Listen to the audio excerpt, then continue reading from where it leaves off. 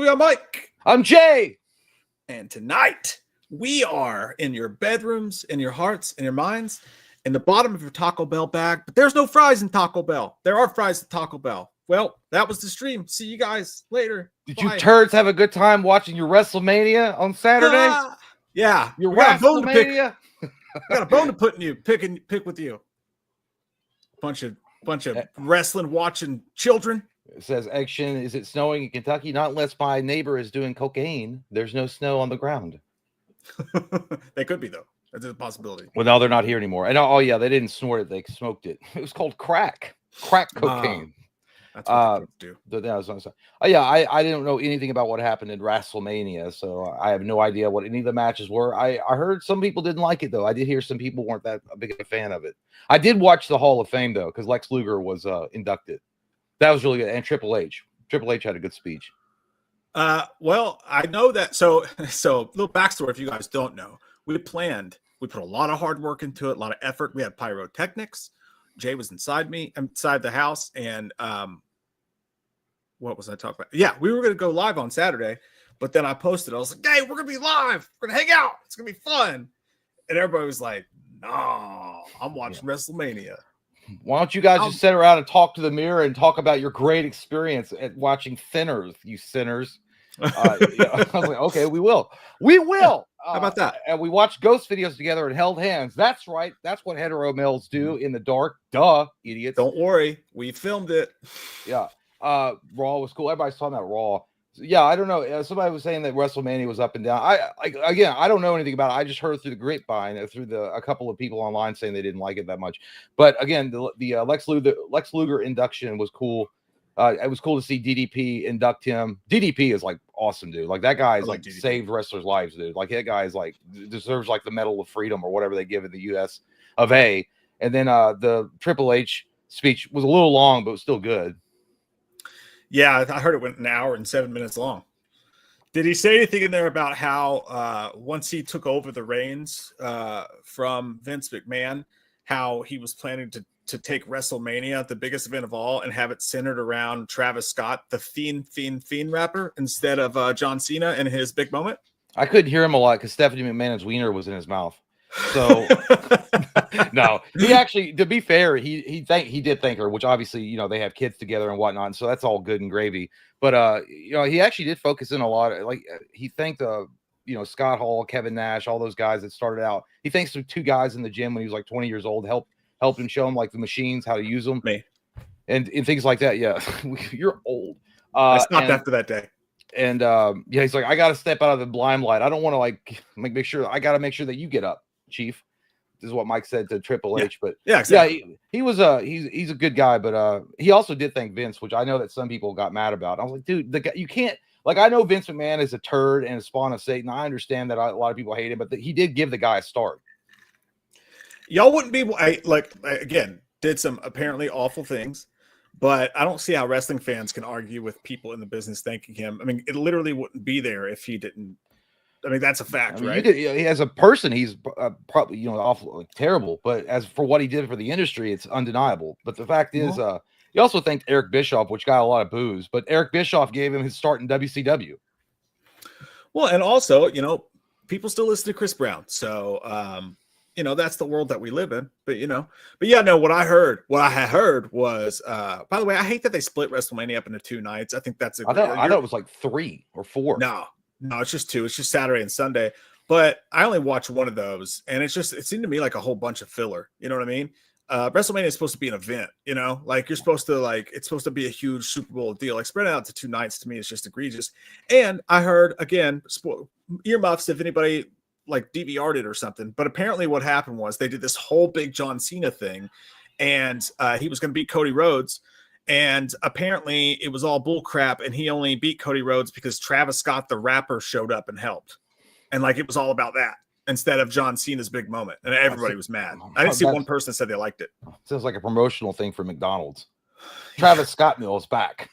Well, no, yeah, I back in my days where carriage and buggy were still being on the roads. I remember WrestleMania wasn't it one day? Yeah, it was one night, and it was like awesome, and everybody, it was like the Super Bowl, and now it's like 2 days. What is going on? Just make it a 3-hour event, man. Just make it a 3-hour event. How about that? I mean, everybody can watch now. It's not like back in the day when you had to pay-per-view it and like all that. So I don't know. I guess people should be happy about that, right? At least you didn't have to pay $70 to get screwed over and watch a rapper walk in there and smoke a joint and be like, I'm so cool. I smoke a joint. Yeah. You know? Eric Head says, hi. Well, the question mark. You don't, Hey. Do you want to say hi?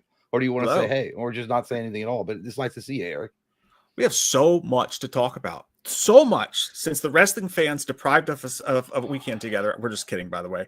That we did that was for our own reasons. Like, man, if half our audience is going to be watching WrestleMania, why are we going to? Might as well be sitting in a van playing with our butts. We'll just do it on Tuesday, whatever. But yeah, no, lots to talk about, dude. So much has happened this week in the news. My butt's tired. Craig's been doing it, huh? Yeah, Craig. I love Craig, but he's not got a gentle touch. He's rough. He's got a good heart, but he hits like a jackhammer. It's like, but when I'm in there, I'm like a jackhammer, and you're never the same again. Oh my God! Who listens to this? How are you guys doing though? Jeremy Shelley says Michael J. What the shit are you doing? It's my birthday today. Happy birthday, pal. Happy birthday. Hey, man. Happy birthday, man. Good man. Yeah, baby. Turned 45. That's a nice age. Nice. Jay and I will probably never see it, but let us know what it was like. Off work now, cold beer in both hands, Stone Cold style. What's up, my guys? Van Damme and Seagal met up the other day. Did they really? Oh, wow, dude. That's actually crazy. I wish there was some video evidence of that because I don't believe you. Did Steven Seagal say that? There was, but Steven Seagal ate it. Steven Seagal said, I met my arch nemesis Van Damme and I forgave him. I had a ring that was given to me by the Shidoshi of the River's Greens. It's like, no, you didn't. Somebody said last you gotta hang out with your arch nemesis. I think somebody said last week or something that, or maybe I don't remember which live stream it was, that they were planning on doing a movie together. I remember you saying something about that. Yeah, that'd be crazy. That would be awesome. About 20 years too late, I feel like. I still watch the shit out of it. They should do a show where Steven Seagal's trying not to eat and Jean-Claude's trying to help him. But then Steven Seagal's like, I just want to eat. What if they revised that A&E TV show and instead of the lawman, they called it That Damn Lawman, and then he would go along with Steven Seagal and help arrest people? They call that Damn Lawman. That's a great title right there. I love it. Hey, happy birthday, Jeremy. Good man right there. Byron Hanson, thank you, buddy. Remember for 9 months. He says Freddie, Michael, and Jason's are all Cenobites. Yeah. Nah, maybe. Nah. Could be. You gotta suck on that blue pinned wiener for Yeah, the rest of your days. I almost brought up something. We're going to save that for a live stream. There's a lot of people around the internet's talking about the horror Mount Rushmore and what's it going to be. We'll save that because I think that's a whole live stream. Because I think what we should not only do our horror Mount Rushmore, but do a second tier Mount Rushmore and a third and fourth tier Mount Rushmore and see who you want to fit in each row. I think that'll be fascinating. And yeah. Shut up. Byron also said, hey, lads, please watch Zaffy, Real Reason Michael Myers Can't Die, Fully Explained. Funny video from Funny Guy, Promised to Gag Hard. Mm-hmm. He said gag hard. I was like, whoa, what kind of video is this, Byron? Thanks, buddy. Thanks for the tip. Keep an eye out for it. Holy shit balls. Hey, man. C is here off the top rope. Dude, thank you, man. Thanks, dude. Good to see you, buddy. As always. He says, hey, guys. Hey, chat. Can't stay, but we'll watch later. How hot did Jennifer Love Hewitt look in that trailer? Be good, fine, folks. What I thought. Thank you, Tim. She was very fetching young professor at the university. In honor, by the way, of Tim's most generous super chat, I will give Jay the floor for a minute, and because I already talked about it. How did you feel as a whole? How does your whole feel how did you feel as a whole about I know what you did last summer trailer? That damn Captain D's is at it again. He just can't leave those kids alone. I don't know. It kind of seemed like a I don't know, reskinned. I know what you did last summer original movie. There was nothing new I saw. I mean, the deaths were kind of cool, I guess. I mean, what you saw, the whole thing with the harpoon gun at the beginning of the trailer, and all the pieces were there, but it just felt like, I don't know, it didn't get my giblets up. Is what I should say. I just didn't care one way or the other about it. But I never liked the movie that much to begin with back in the day. So, yeah, well, and I think this one's more exciting because they're saying they're going to add more gore and more blood to it. And they said it's not serious, so it's going to be super fun, apparently. I will say both Jennifer Love Hewitt and Freddie Prinze Jr. looked amazing. Both handsome. Very handsome. handsome gentleman. Yeah, but you know what? Freddie Prinze is like, he seems like a good guy, but dude, like it's good to know that some things just stay the same. His wooden acting was top notch. He looked like fucking Pinocchio coming out there. Do you know what's going on? I thought he seemed better. He had that deeper voice, so it was way more manly. It's like, this has happened before. Dude, that guy telegraphs everything he's going to say before he says it with just like the same 3 looks that he's been having since the 90s. Terrible poker player. I don't mind it. He's good for what he is, but yeah, all I have is one question for you. What did you do last summer? I don't know. There's a lot of things. I mean, you want to start at the top, or do you want to just tell you what the big one is? I was thinking that's it reminded me of Will Smith. It's like, he's like, what are we? Some kind of Suicide Squad? Like saying the title of the movie, you know? Yeah, I mean, I hope it's good. I mean, I'm gonna go see it in July because I mean, April's a big fan of it. But I remember when you watched I Know What You Did Last Summer for a Patreon commentary, and I was like, there was a reason why I skipped over this movie every time I was younger and I rented movies. I never rented that one but once. See, I agree. I agree with you that going back and watching the movie, it hasn't held up well as a movie. I still find it super nostalgic and like I love it. Like the same way I love Three Ninjas. Like Three Ninjas is not a great movie by any means, but I still love it for the nostalgia I have. You know what I mean? So I'm super pumped, but I get it. I do. I did, by the way, also in honor of Tim, I will admit something. I screwed up today. When I did a trailer breakdown for that, I said, and this is part my fault and part ChatGPT's fault, because I was thinking to myself, could Sarah Michelle Gellar, could Helen Shivers be the killer in this movie? And I thought to myself, well, we didn't see her die, and I'm pretty sure we never saw a body.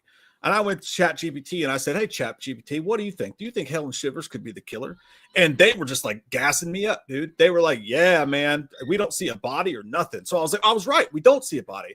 Did a whole last video talking about how I think she could be the killer. And long story short, the chat, as they are so one to do, far smarter than we will ever be, were like, dude, they showed her body when Jennifer Love Hewitt was trying to escape the killer and she was in the ice chest. Her body flops out, and so does Ryan Felipe's. So my mistake on that one, human beings mess up a lot, and I do it even more than normal. But let me throw this out there to you. When you go back and you look at that still frame of her face and Philippe's, doesn't look anything like them. Okay? So I put this on Twitter earlier, but all I'm saying is I still think the killer could be Helen Shivers. Yeah, shivery timbers. It's who it is. You do. That cocaine will get you. A manly drink. I do want to point out that if Michael Myers, if they can make us believe at Halloween Resurrection that Michael Myers crushed a dude's voice box and duct taped a mask to a paramedic and snuck out of that situation, then a good writer can make us understand that that wasn't actually Helen Shivers. It could have been her sister in her dress. There's a multitude of different things. So I still am going to hold on to that. I think that there's a good possibility Helen Shivers is the killer, even with my egregious error today. I just want to put that out there. I think it might be Helen Keller. No one would ever see it coming. That's who I put my money on. Heard that, brother. Thank you, Tim. Good to see you, pal. Jack Plays 95 says, hello, you sexy fellers. Jay, you download the Elder Scrolls Oblivion remaster for that's why I'm downloading it. It should be fully downloaded. I asked Mike to wait 30 seconds before we Is that what the fuck? We were 30 seconds late because Jay was downloading like fantasy football. It's not fantasy football. It's a fantasy land where all dreams can come true. You could be a magic man and take on the Oblivion Gates and stop it and save the kingdom of Cyrodiil, idiot face. No, it was downloading forever, but I was on YouTube, so it was like downloading super slow, and I was at like 98%. So I was like, let's just wait. I just want to make sure because I didn't want to like stop the download so I could do the show. You know what I'm saying? Like priorities, guys. Come on, give me a break. I'm excited to play it. It looks really good. And it was a shadow drop. Well, it wasn't really a shadow drop, but it kind of was. But yeah, dude, it looks really, really good. It's not just they look like they actually did some really neat things with it. Well, I guess you'll find out after the stream today. Yeah, I don't know. I'm not gonna jump right into it, dude. That's a huge undertaking. Like that is like an adventure that'll last weeks. I know. That's what I wish she would say, but she never did. Inch by inch. Mine's more like mine's more like the very first level of Super Mario Brothers. It's really quick. Jay did let me borrow his PlayStation 4 this week. No, you can. I gave it to you. I don't want it. I can keep it. Yeah, you can have it. How much? That's why I gave you the games. The pawn shop. I'll take it right now. Okay. No, I expected as much. that shit probably goes like $18.95 anyway these days. I don't know. But no, I've never played PlayStation 4. But Jay let me have it so that I could play Spider-Man 4 and the Spider-Man Miles Morales, right? Those are the two.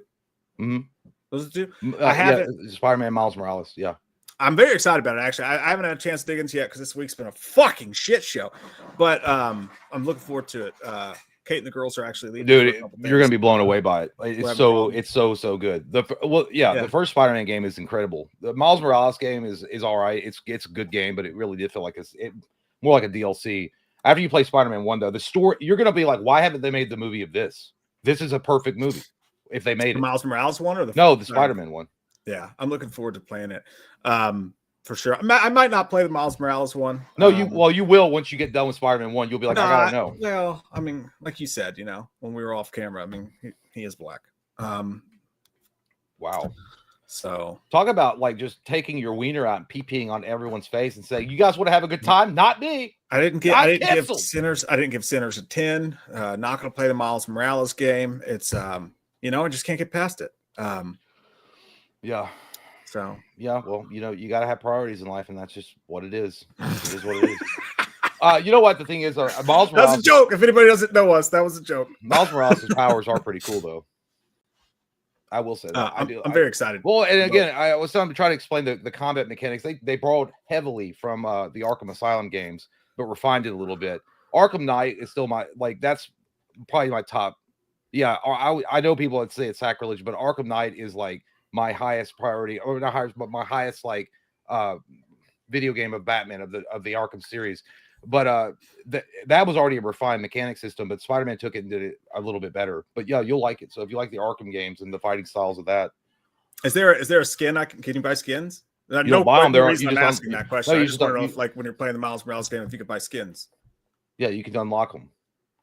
Cool. So like, they're right next to the button that has the clan hood, button that you press. That you can get that one going for you. Do not clip that. That was a joke. That was. And then when you click it, you hear "Sweet Home Alabama." It's the same reason I don't play 2K anymore. Oh yeah, I also gave you that God of War. You'll like that one too. Oh yeah, that was the other one. No, I'm looking forward to getting into those. Kate and the girls are leaving. We're not actually having problems. That was a joke. Nobody paid attention to that, which I appreciate. But I'm gonna have a little bit of extra time this weekend. I'm gonna dive right in. I have to play it first because I know Ellie's gonna want to play it with me, but I have to learn it. No, it's a great game. It's gonna make you cry too. Like, oh, good. It's a great game. It's full of joy. I cry enough. It's true. I do. I cried this morning. I didn't. Stop. Don't be weird. You cried. What? Huh? What a gay racist you What? Michael Parton said, what do you guys think about them making Star Wars Starfighter with Ryan Gosling? Don't think I mind because I love that game. That's a game. I didn't know.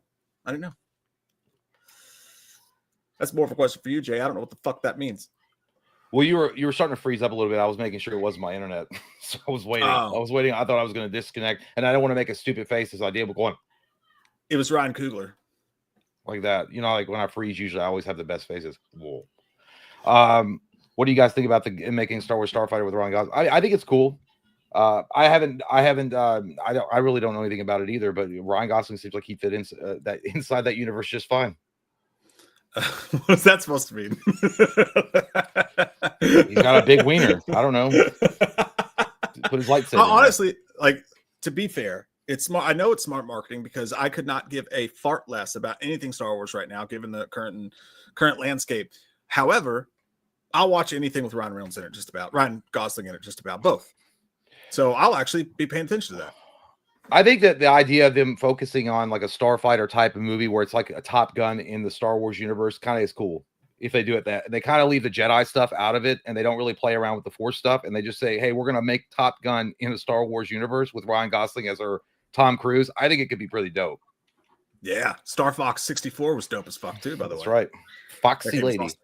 Oh my God. My dog just farted. Shit. Someone's got to give that dog a fucking Mentos in her butt. Put in your crack.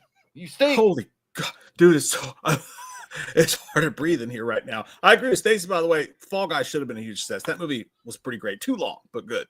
Yeah, I remember forgetting it. Dude, it's so bad. I'm in a fucking world of pain. I'm not kidding you guys. That's the worst fart I think she's ever had. I can't breathe right now. Dude, we went to. I was telling Mike earlier. I went and got my license renewed. That you have to do that real ID bullshit.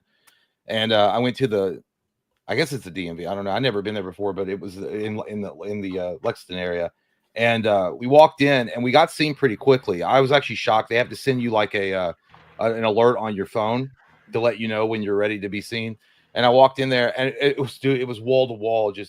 But the only problem, it just smelled like so bad. Everybody at BO. It was like packed in there.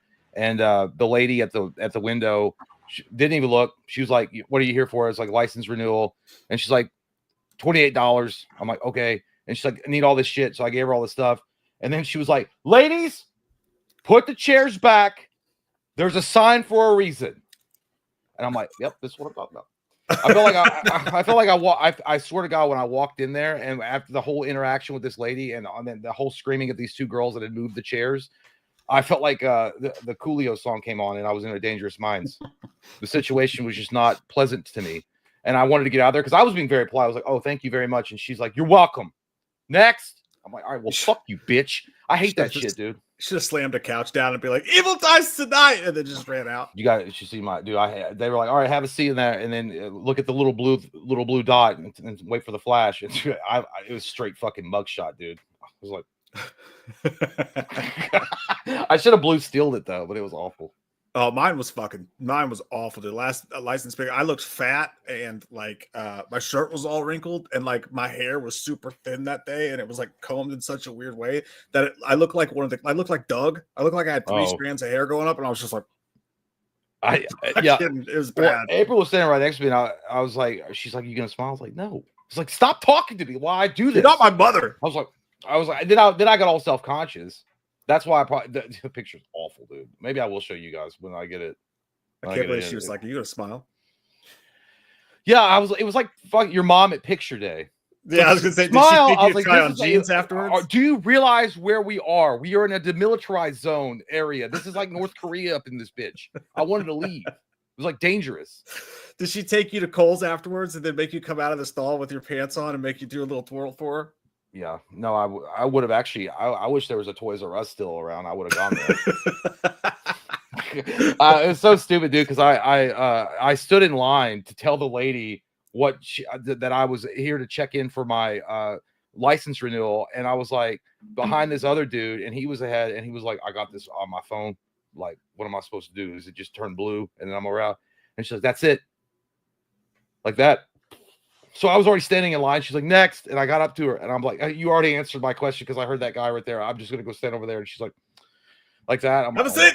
I was like, I didn't know shit. Like, you guys, this is the most confusing instructions on how to renew your license. And I walked over to that guy and he was standing on the wall. And I'm like, hey, man, I got the same thing. He was like, he was like, no comment. Like, I was like, I'm trying to make friends at the DMV. I look dumb as hell. I look like Pee Wee Herman's like, oh, he was like, he's like, no. I was like, all right. Is that your mom? Hey, Lee, that'll make you feel better. Lee, hey, man. Super sweet. Super chat. The machine for fucking powers says, hey, my sexy fellas, that I Know What You Last Summer trailer was good. Hey, Chalice, we should prank Loomis. Hey, Loomis, like my pick? No, Lee, I'm not going to like your pick after you just told this asshole to help prank me. What are you talking about? God, go suck on a turd sandwich. I like to prank Loomis myself. What I like to do is wait till I like to tell him the power's out. I'll tell him, I forgot to pay the power bill again. And he's like, I got a job. You know what he does. But then everything's dark. And I sit in his favorite chair with a boner naked. And then he comes in the room and he sits down. Duda. It was he has to sit. You get it? Because he sits on it. And then we hold each other. I'm not I'm saying this to be honest with you. I think your wiener is going to fall off. It's got disease. It smells like tuna and dead fish. Well, you should take it with you. No, I don't want to take it with me. You should be the one. You're going to be taking it to hell when you die from a penile infection. If my dick ever fell off, I'd put it in a holster on my side and walk around with it like I was in the Wild West. Yeah, and to your point, Lee, I really do feel like I'm glad people are getting hyped up for the movie. I really am. I'm not trying to take a shit on it. Like, I know it seems like it, but for me, it's like a reskinned version of the original movie. Jay knows I'm excited about it. And if I'm excited about something, Jay's like, I'm too cool for that. I'm gonna go download Oblivion. What are you talking about? I said I was excited for Sinners. We both were. You said it first. You fucking said it first. You said it way before I said it. You were the first one. But Sinners? Because I don't mind black people, unlike you.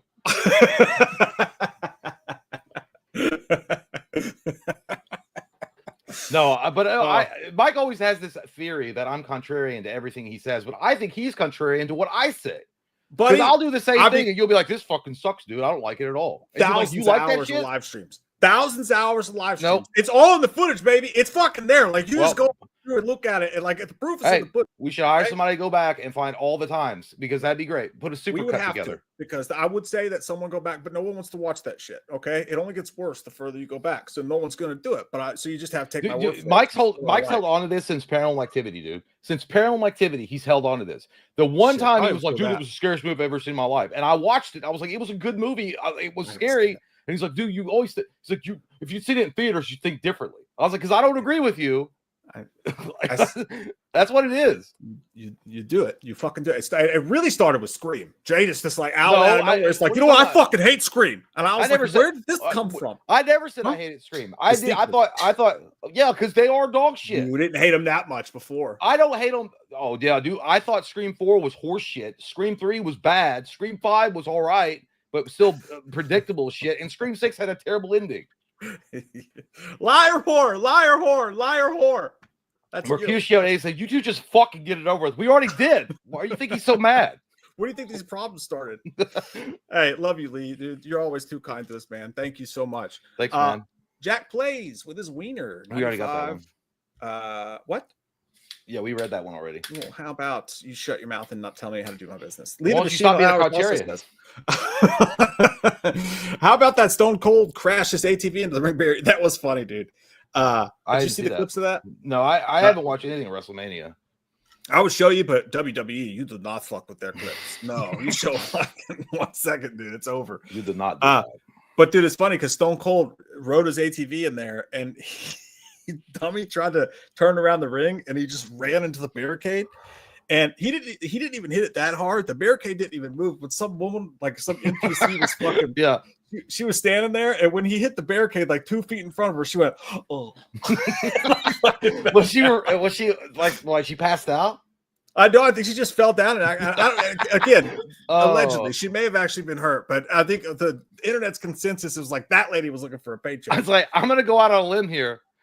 I think that man named Stone Cold Steve Austin might have been drinking while driving that vehicle. That's what I was gonna say. Even though she did fall, like, you know when you play that game Guess Who, and like you slap someone's board down and they just fall flat. She went. What was that movie? That reminds me of what with Nick Frost and Simon Pegg. What was that movie where they went to the comic convention and they met like that alien? What was that called? Paul. Yeah, that part where I think the alien creature gets out and he talks to him, and then Nick Frost goes and he falls backward and like passes out. That's the image that popped into my head. It was bad, but no, dude. The thing about Stone Cold being drunk was that after that happened, someone from behind the stage caught another video. They're like, "No, dude, this happened before he even went out there." Because when he goes into the stadium, there's a huge ramp, and it's huge, dude. And he just drops right by it and into the wall. And they're like, "Stone Cold, that's the ramp over there." And he can't turn it, so they have to like pull him back. And then finally he goes into it, and when he turns it, he almost goes on its side. And I was like, Stone Cold's drunk. He's drunkard piss right now. What kind of jackass wants to put a ramp right next to the goddamn ring barrier? Give me that, yeah. Oh, dude, I cannot believe we didn't think about it. I feel so bad. We should have had fucking Brennan come on and do a recap. Yeah, Brennan, dude. If you guys don't know, some of you that might be new, might not be. Brennan is one of the best Stone Cold impersonators I've ever heard in my life. You never could tell the difference. Like literally, that guy is like gifted with the voice of Stone Cold. Brennan, if you're in the chat tonight, let us know. If not, we'll get him to do it in the next episode for sure. Absolutely, because that would be classic.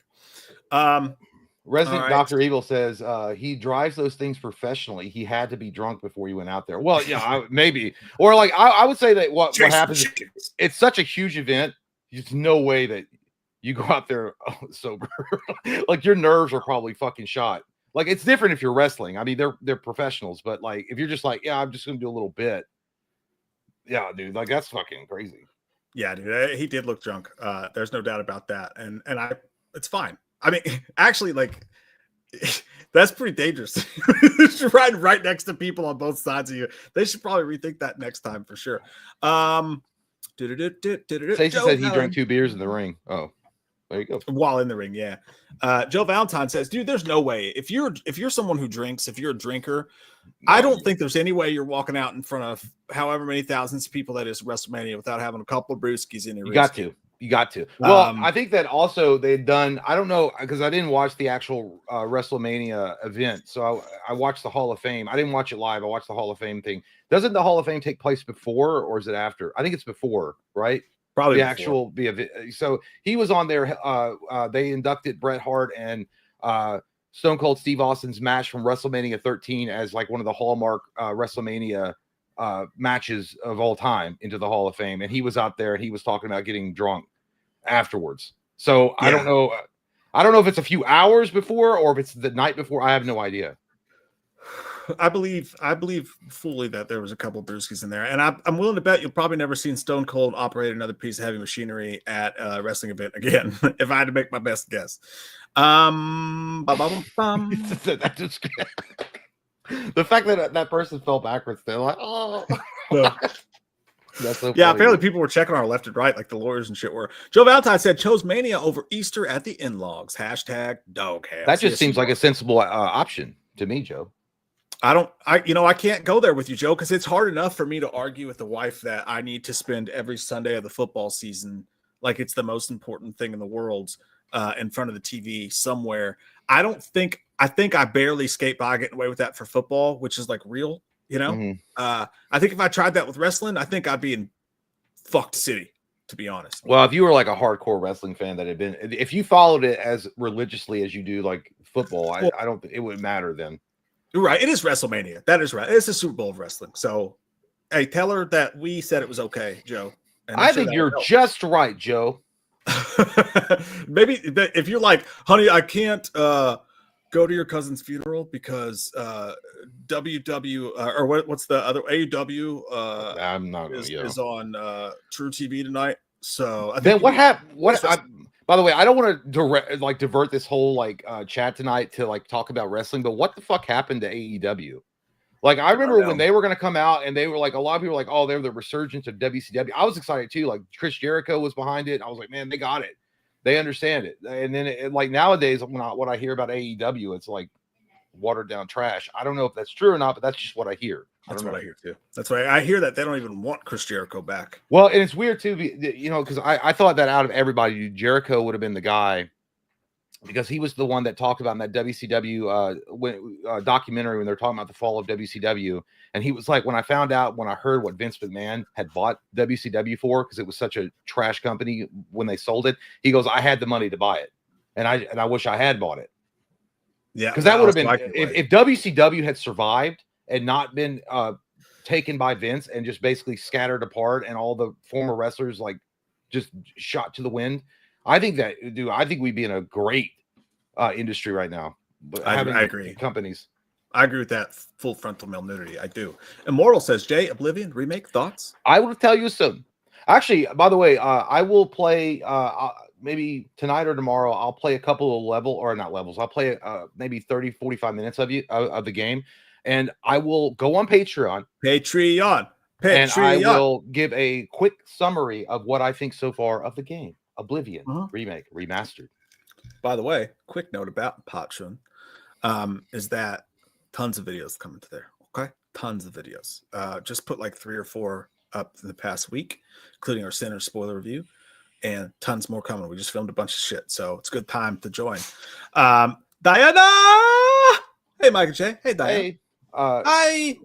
How you doing? Hello. Stacy says, stream that shit. Nah, that's dude. We don't really understand how to stream video games really at all. But even if I did know how to do that, the fact is that game that would bore the shit out of people. I think. I mean, maybe not, but I feel like it would not be like such an enjoyable experiance. So I think you should do it because it take me 45 minutes to create my character, and then I'm gonna go back and I'm like, no, I don't like the way he looks in cutscenes. I have to fix that. I have to. You get a whole different audience, man. You might just start a whole underground movement. Just like watch Jake create characters. I don't know. It's weird. Like that could probably work. Dude, I literally can't. Sometimes I can't get out of the creation menu because I'm just in there for like 45 minutes. And I'm like mashing buttons. Like, come on, where's Sonic Yeah. the Hedgehog? Hey, thank you, Laszlo. Appreciate that, man. dude. Thank you, dude. Gary says if they make another movie after this one, they should call it "I'll Forever Know What You Did Last Summer." I like that. Oh, Yeah. or like, I'd like to be in the room where they like not crowdfund, stupid idiot, just came up with ideas like that. Brainstorm. Yeah, like the writer's room. I fucking know. Seriously, what you did. It's like, well, we have. I know what you did last summer. He's like, I still know what you did last summer, and I always know what you did last summer. What should we do next, Jim? Summer last of we know you are dead.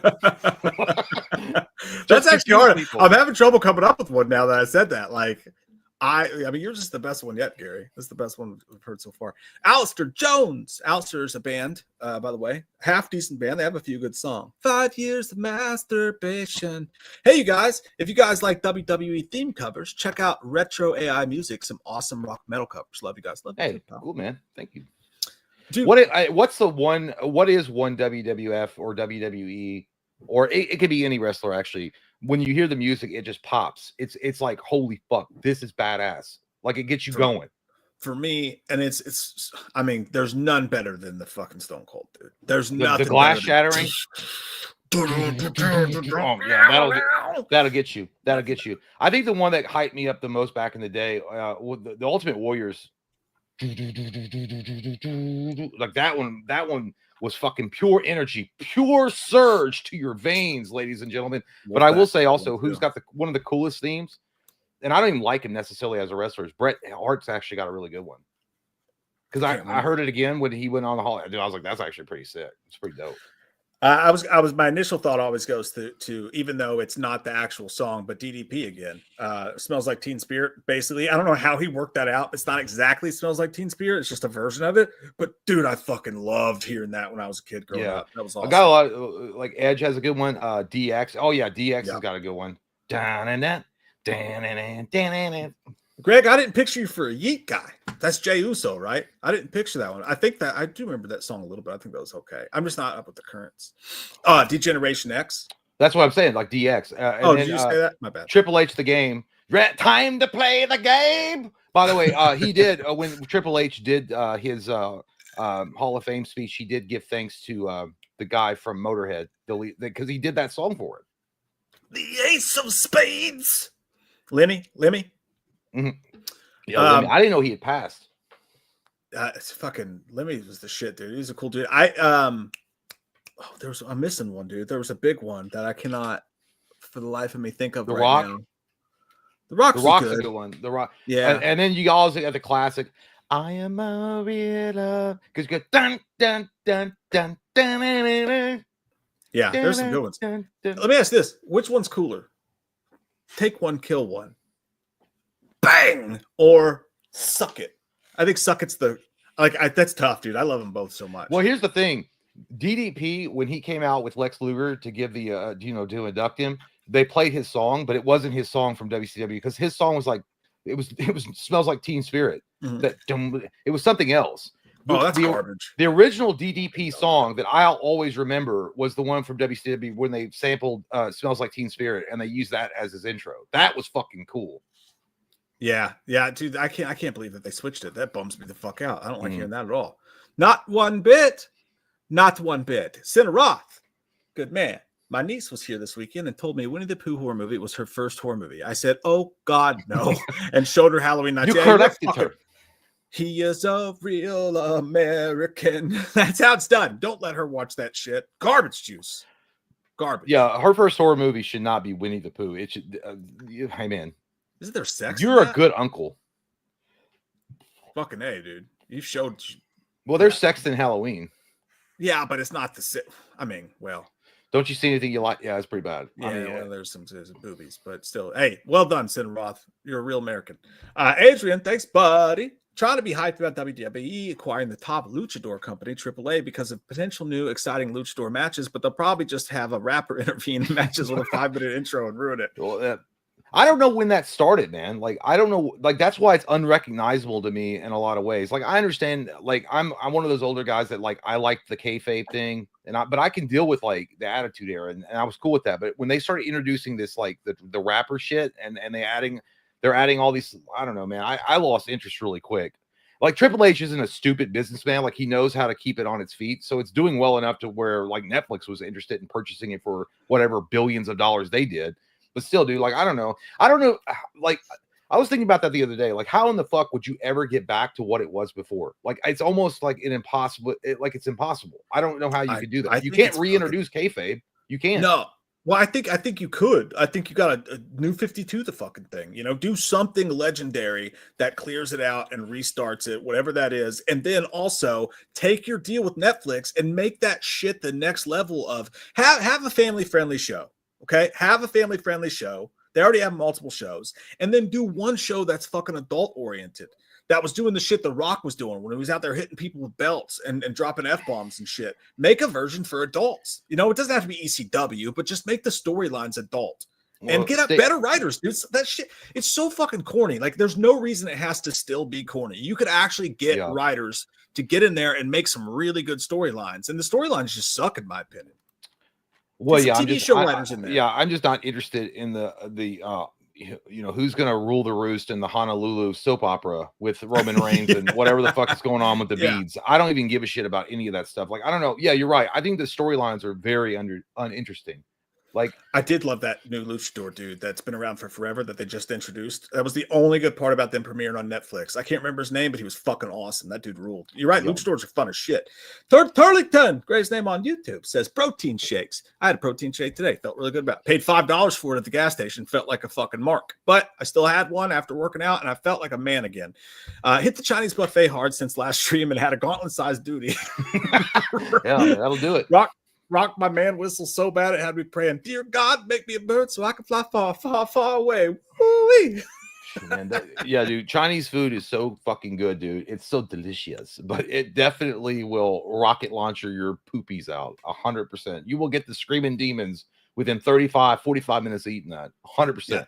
Third, I have not hit up a Chinese buffet since probably a year before COVID. I used to do it often back in the day, but every single time within a couple hours, you were blowing up a toilet and you were in dark pain. And that can't be a good sign for what's in those things. What do you think goes through you faster, Taco Bell or Chinese food? Absolutely Chinese, dude. I can handle it. Just is. It is what it be. Yeah. You know, you're going to get this close to the sun, you're going to get burned. Chinese food is amazing. It's delicious. There's a big difference between just pick up Chinese food, which is what we eat now, and buffet Chinese food. Buffet Chinese food is the dark Satan crust of life. Quick story, because I just think it's hilarious. I don't think anybody on planet Earth thinks it's as funny as I think I am, which just pretty much goes for everything. But when I worked at ACS, like a paper processing company, Jay worked there for a little bit too. One time we went to a Chinese buffet for lunch, and they had these, they had the calamari, but they were the nasty ones. They were the full-size squid, you know, like the full-size baby squids, look like baby octopi. And I took like 4 of them, and I just took all the fried shit off of them. So they were actual baby squids with their little like sucklets and everything. And I went to ACS at a really busy, huge, like Titans of Industry type of building, hundreds of people going to the bathrooms in and out. And I went in the toilet and I dropped them in the toilet, just a little octopus, you know? So when someone went in there to take a shit, they looked down and there was actual baby octopuses floating in the toilet, which I never found out what happened, obviously. But I think that guy is somewhere right now going, what the fuck was going on in that toilet? You know? Yeah, that man had a tapeworm like I've never seen before. I just know that would have blown my fucking mind. And I did that to someone, and I'll never know the results of that, which bums me out a little bit. But greatest prank I ever pulled, though. Well, Darth the Norminer 808 says, you crackers, you Ryan Gosling. Did you release that shit? The Sinners movie review? Yeah. That was out Monday, bro. Yeah. That was out quick. The crackers. Yeah. We are the crackers.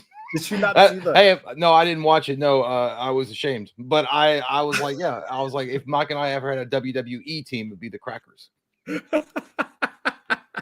Dude, I fucking in the thumbnail, I when you had your hands up like this and I was pointing at you and laughing. Did you get saltine? Yeah, I put saltine crackers in your hands in the thumbnail. That's a good one. Yeah. And now, well, I should have done it because now what I have in the comment section is a bunch of people trying to school me on like the history of Black culture, and I'm like, guys, we like the movie. Oh my God. I didn't. Is it bad?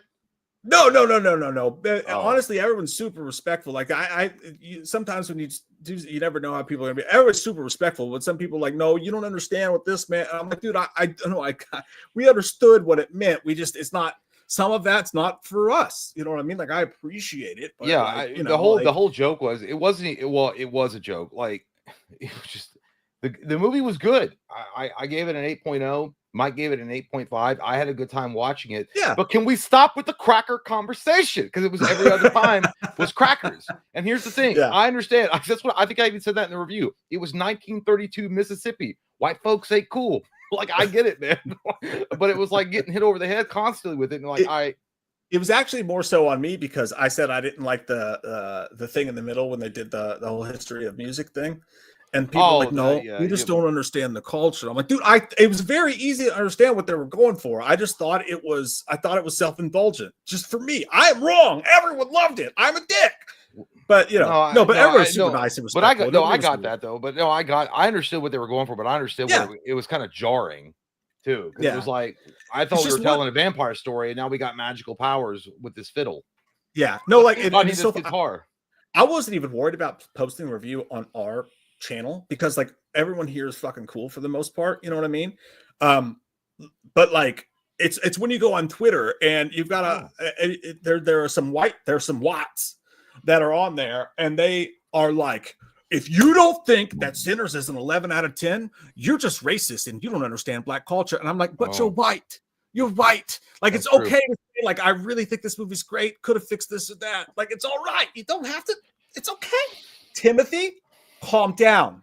Timothy, calm down. They know. They know. It's great movie. Yeah, I couldn't hear you. Your pussy was bleeding too much. I want to stuff that up because it sounds like a lot of bitch from you. It's all white people that are really mad at other white people for not saying it's the greatest thing they've ever seen. It's not any black people that are saying the term white savior comes to mind, and that's what they are. Yeah. They literally think they're a modern day blue-eyed, blonde-haired Christian Jesus coming down to hell. No, anybody who's black is this comment. They're like, oh well, here's what I think you miss, like, and are super like respectful of it. It's always like some Karen that's they're white knighted. Yeah, they're white. Fuck. Yeah, I'll be right back. I gotta go pee. Okay. All this racial talk makes me nervous. We could say this, right? Like, we could say when we see these things. I feel like it's fair. Great film though. Go see Sinners. Like, honest to God. Just fucking, it was awesome. It's rare you get movies that good these days. But yeah, no, Ryan Gosling, Killer Clowns. Weird, right? Just executive producer. Maybe throw yourself in there, Ryan. Maybe show a little drive that you believe in this project. How about that? How about you don't try to just be cool and slap an executive producer on? You star in that fucking thing. But excited to hear it. Very excited to hear it, my friend. Gary, I didn't like Ryan in Blade Runner. I thought he looked weird, but I fell in love with him. That haircut and Fall Guy, they needed to make a sequel. I didn't see Blade Runner. I know. I like the original Blade Runner. I love Ryan Gosling. I love Denis Villeneuve. There's just something about sometimes, and again, like I was saying about Sinners, maybe a little too long. Blade Runner, I never even watched it because I'm like, I don't know if I can dedicate 3 hours to this right now. I feel like this is for super fans, and I can't quite just get myself there. And sometimes that happens. You miss a boat and you go, you know what? I missed it forever. I'm never going to try it again. But maybe I should, because I went back and watched Dune and like those movies. Yeah. Right. Michael Parton says, dude's bodies would smell like paradise to me. I bet they would. Coconut oil, fucking all of it, Michael. Hell yeah, dude. Christopher Nixon said, hey guys, I went to the DMV last week with my I'm going to save this one, Chris, because Jay just experienced that, which is obviously where the topic came up, but I'll save that for Jay so that he can share his experience as well. Third says, I love you boys so much. I'd hand wash your underwear with the most gentle of lavender detergents. I appreciate that. Can you not make it lavender? And I love you too. And I would wash your underwear with my mouth, like one of those golf ball machines. You know what I mean? You go on the golf course, you want to clean your ball and you shove it in a thing and like, so you just shove your underwear in my mouth and I'll just, I'll roll it around in there. That's what we do for our fans. Why don't you ask 3C if he does that? Bet he won't. Bet he won't. How about that, 3C? Challenge. I'll send you my underwear. You film it. See if you'll do it, because I'm a fan of you. What were we talking about? Lavender. Hate lavender. You know why? Makes you go to sleep. Makes you sleepy. Makes you tired. Don't like those things. I'm tired enough. I'm fucking almost 40. Can't handle it. Give me a new flavor. Give me a new fucking flavor. Okay? How about that? What? No one wants to shove their underwear into my mouth like a golf ball machine. That's what I'm understanding from the chat. That's fine. I offered it. You can only give love. You don't have to receive it. Cassidy, love the show. Have you guys ever had to deal with any crazy fans in real life? Had a run-in with a Halloween Ends fan at a bar. Fuck that movie. Myers equals pussy. I'm not sure on the last end of that, but I can imagine what took place. Crazy. I don't. No. Jay makes me deal with everyone, so he's never actually dealt with anyone crazy. We've had meetups before. I've had singled out situations, but I've not had any particular ones that come to mind that was like, hey man, do you want to go in the back here and burn this like doll and like do a black magic ceremony, and then we can like pee on each other's hands and like do some kind of paganism? Like, I've never had that. Yeah, definitely. Cassie, there's been a couple really weird ones. Actually, the 2 to 3 top weirdest stories don't even want to say, because there was probably police involved with at least one of them. Yeah, people have gotten weird. People have absolutely gotten weird. People have gotten weird with family members. People have gotten weird with sending things. People have gotten weird with showing up to events. That people have gotten a lot of things. Faking deaths, like you name, like there's actually, we've actually dealt with more than our share, I feel like, than most YouTubers of weirdos. I haven't. I mean, maybe I did. I was drinking, and then maybe I just passed it off. It's like, that person's just having a good time. Yeah, of course they want to go like do something crazy later on, but I don't know. I'm just not gonna be a part of it. I just walk away. All right. I kind of do the Homer Simpson and like, that's not true. That's not true, because remember last time. Which one? Remember that one? My dog just farted again. Remind me. You remember last? I don't want to. The very last one. God damn. I don't know. You are drunk. Stop drinking. You better shut your mouth and just keep breathing your dog farts in. I fucking do it. It's bad. I don't remember. I know I don't remember. Someone needs to call the ASPCA on that fucking dog. That's who you called it. Maybe I've had situations that were like awkward. And not fun, but not like. I cannot believe you're not remembering this right now. This is fucking insane. It's insane to me. Again, there's a couple stories that we literally don't want to say anything about, but yeah, no, we've had. I'm literally trying to rack my brain. Maybe I just can't remember it. Yeah, maybe I've blocked it out. Hey, Brennan's here. Brennan, do you want to come on the show and give a WrestleMania recap? Luke. Is it? You have to go. DeBuscus says, sure, blame it on the dog. Yeah, it's his breath. Plot twist. Dude, that fucking shit is wild, man. Sounds like someone set a Taco Bell on fire. While you were gone, someone mentioned something I wanted to wait until you were here to say, because you just did this. Christopher Nixon said, I went to the DMV last week with my current ID, passport, and my 50-year-old birth certificate, and they wanted another proof of residence. What the fuck? Yeah, well, so dude, that sucks. There was when I was there, they asked for birth certificate, a social security card, and one piece of mail with your current address on it, and that's all they asked. So I don't know where you're at, so I don't know if it's different from state to state, but I do remember there was an older guy that was I could hear him, and he was talking to the girl, and she was like, we normally don't accept social security cards in plastic. And he's like, I've used that for over 40 years. and then she was like, we're going to accept it this way. What do you mean you don't accept turkey legs as payment? Yeah. He's like, I got it at my last Klan meeting. That's a good one. And she was like, no, she's like, we're going to go ahead and accept that one. But you can't. I think what had happened is, what I assume is, when she meant that he had laminated the Social Security card, and they don't like that. I mean, I remember when I had to do it, sucked. Oh yeah, you're not supposed to. Yeah, you're not supposed to laminate it. But I remember when I was younger, Mom and Dad had lost my actual Social Security card a long time ago. I don't know what happened to it, and then they had Xeroxed it. And so I had a Xerox copy. That's a no. You're not going to get away with that. I remember I had to go in 2015. I had to go all the way to our state capital in Frankfurt to get the card to get a job because but yeah, so that sucks, man. Brennan says that he is good to come on the show. You guys want to see a Stone Cold WrestleMania recap? Because I fucking do. Show. Brennan, I'm going to send you an email right now. In the meantime, Lee the Machine fucking Bowers with another super kind. Hey, thank you, man. Thanks for the follow. Y'all both amazing and badass. Let's rule the world in my monster truck. Yeah, dude, I saw you comment on Instagram, and I was like, how the fuck do we not follow Lee the Machine goddamn Bowers? And now I'm going to stalk you. Let me ride in your truck, bro. Let me ride on truck. Yeah. In Lee the Machine Bowers truck. Chris. Yeah. I want to get in your monster truck and don't want to ride your dick. What? Did you say that? I didn't say that. I'm going to send you an email, Brennan Lee. Fuck. My brain's crazy. Lee, that's fucking super kind of you. Thank you, buddy. Thank you for the follow. Dude. Thank you for letting us follow you. Kyle said Fireball. Good shit. Kyle, you're getting drunk. Oh, Fireball's dangerous, dude. I haven't done Fireball in a long time. Not since the last Wham meetup, actually. You know what's crazy is that people hate that fucking whiskey drink. They hate Fireball. And I was like, dude, I think it's amazing. I think that's why it's like, you're right. It's the most dangerous of all whiskey drinks because it tastes like cinnamon Big Red, like gum to me. Liquid gum. Yeah, but it will fuck. Dude, it's so crazy. Well, it's like moonshine. Like when you get like certain kinds of moonshine that are like sweetened in a certain way, and it's so good, and it doesn't taste like moonshine. Oh my god! You're like, why do I wake up feeling like Matt Murdock all of a sudden? I'm blind. Oh yeah, you drink like 6 jars, except for without any of the skills.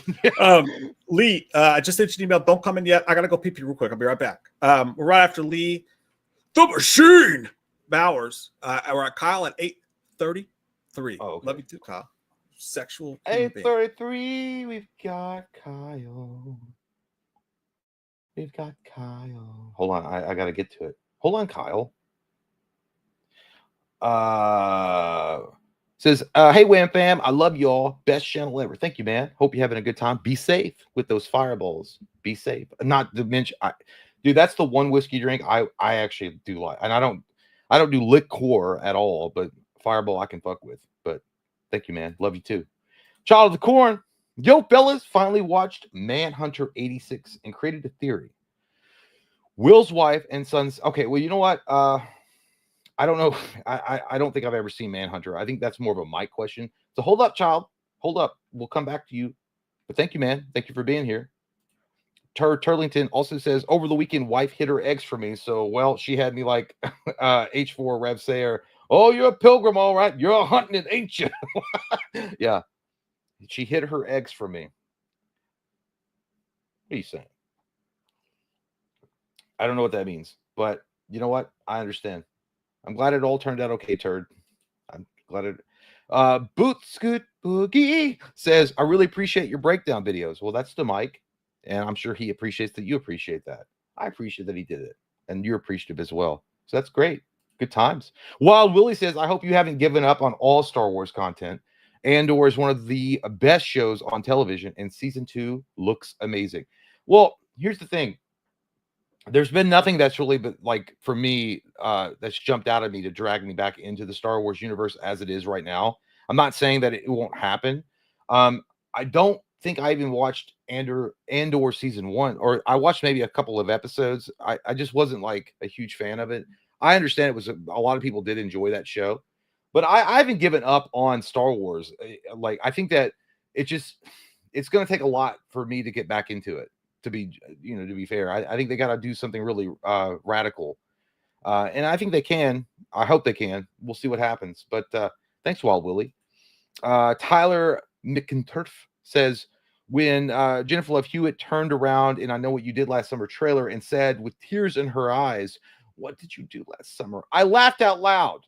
They'll never make her Sydney. I think hers and Gail's mantles are safe for now. Yeah, it was kind of corny. I will give you that. I think it was kind of like cheesy, to be fair. But yeah. Well, when I saw, like, I don't have any attachment to it, so it didn't really do anything for me to see her it's already out of the bag that she was going to be in the movie. So there's no surprise factor. What I think that they would have been cooler if they had actually kept Freddie Prinze Jr. and Jennifer Love Hewitt's involvement. No one would have known about it. That would have been a little bit cooler. But I understand, things got. I mean, don't get me wrong. Like I'm happy to see both of them back. Her going, "What'd you do last summer?" did nothing for me. I thought it was way too on the nose. So I get what you're saying there. I am happy to see them back. And by the way, everybody that left while I was talking, you are uninvited from my birthday party next February. Without a doubt, you will not be coming to my birthday party next February at Chuck E. Cheese. I don't care what you think, and I don't care if you think barbecue. It's weird. You're not going to get barbecue. You know what? We were going to have barbecue pizza, and now you're not getting any. Now you're stupid. How do you feel about that? By the way, this is for you. I didn't know anything about it, so this is Child. It happens to me all the time. Child says, "Yo, fellas, finally watched Manhunter 86 and 1986 and created a theory. Will's wife and son sadly died by an obsessed killer. Will moves to Seattle, starts a new family, becoming Stephen Walker, aka Fear 96. Thoughts? Holy God. Oh my God, that's crazy. Or maybe they didn't die because that makes me sad. Maybe they just got a divorce. But dude, Manhunter is such a dude. You got to watch that shit. So fucking good, dude. I mean, and then, right up there with Silence. And then you got a little compliment. Thank you, Boot Scoop Boogie. Yep. He's talking about my secret channel on 4chan where I dance. That's fine. I dance to other men naked. I dance on myspace.com. All right, my friends. Now it's time for Stone Cold, not Stone Cold's WrestleMania recap. Welcome our buddy Brennan to the stage. There he is. What? What?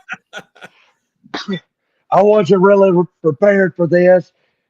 I'm laying in bed, had the lights turned off, had some sensual lighting going on, listening to my two friends here talk about some stuff. They said I ran into a barricade and hurt that poor little lady. What? That didn't happen. I had a couple of Steve Weisers in the back. I didn't see the big ramp. I went right past it. I backed up. I went up it. I did my little twirl arounds and I lost control. And what? I think it's Vince McMahon probably messed with my daggum ATV in the back. Ain't gonna happen. I just got to ask you, is my audio sound okay? It's going in and out a little bit. When you turn away, I can't hear you, Stone Cold. But okay, I'm only going to stay like this for now on. There we go. Now we got it. I'm literally in my bed, half asleep, because Deborah kept me up all night talking to me about she's gonna sue us. She's gonna sue us. I ain't got the time or the patience to get sued by that mealy mouth son of a bitch. Whenever you have to go deep, Stone Cold, it's almost like you have to crane your neck up so it gets muddled, but you can still hear it. Like it draws it from the soul. Yeah, help. It comes from the damn bathroom. Did you watch it, man? Did you watch it? Hell yeah. What'd you think about it? Well, I wasn't that impressed. I had high hopes going in. Shouldn't have. Not one. The whole undercard was pretty bland. I did better when I was stunning Steve Austin. But the main event saved it. The main event saved the whole night. And then I get to night two and I'm like, wow, this undercard's like when I whipped Vince McMahon's ass in the hospital. What? I said in the hospital. What? And then you get to the main event, and they got that mealy mouth son of a bitch, John Cena, kicking Cody Rhodes in the balls, and Travis Scott comes out. What in there? All I hear is, "Bing, bing, bing." I don't understand that. What does that mean? I'll spit out my drink on that one. And he gets up on the daggum, ring, and Cody Rhodes is like, "No, I don't think so today, buddy." And then he, it ended, and I was like, "Well, that was wrestling, I guess."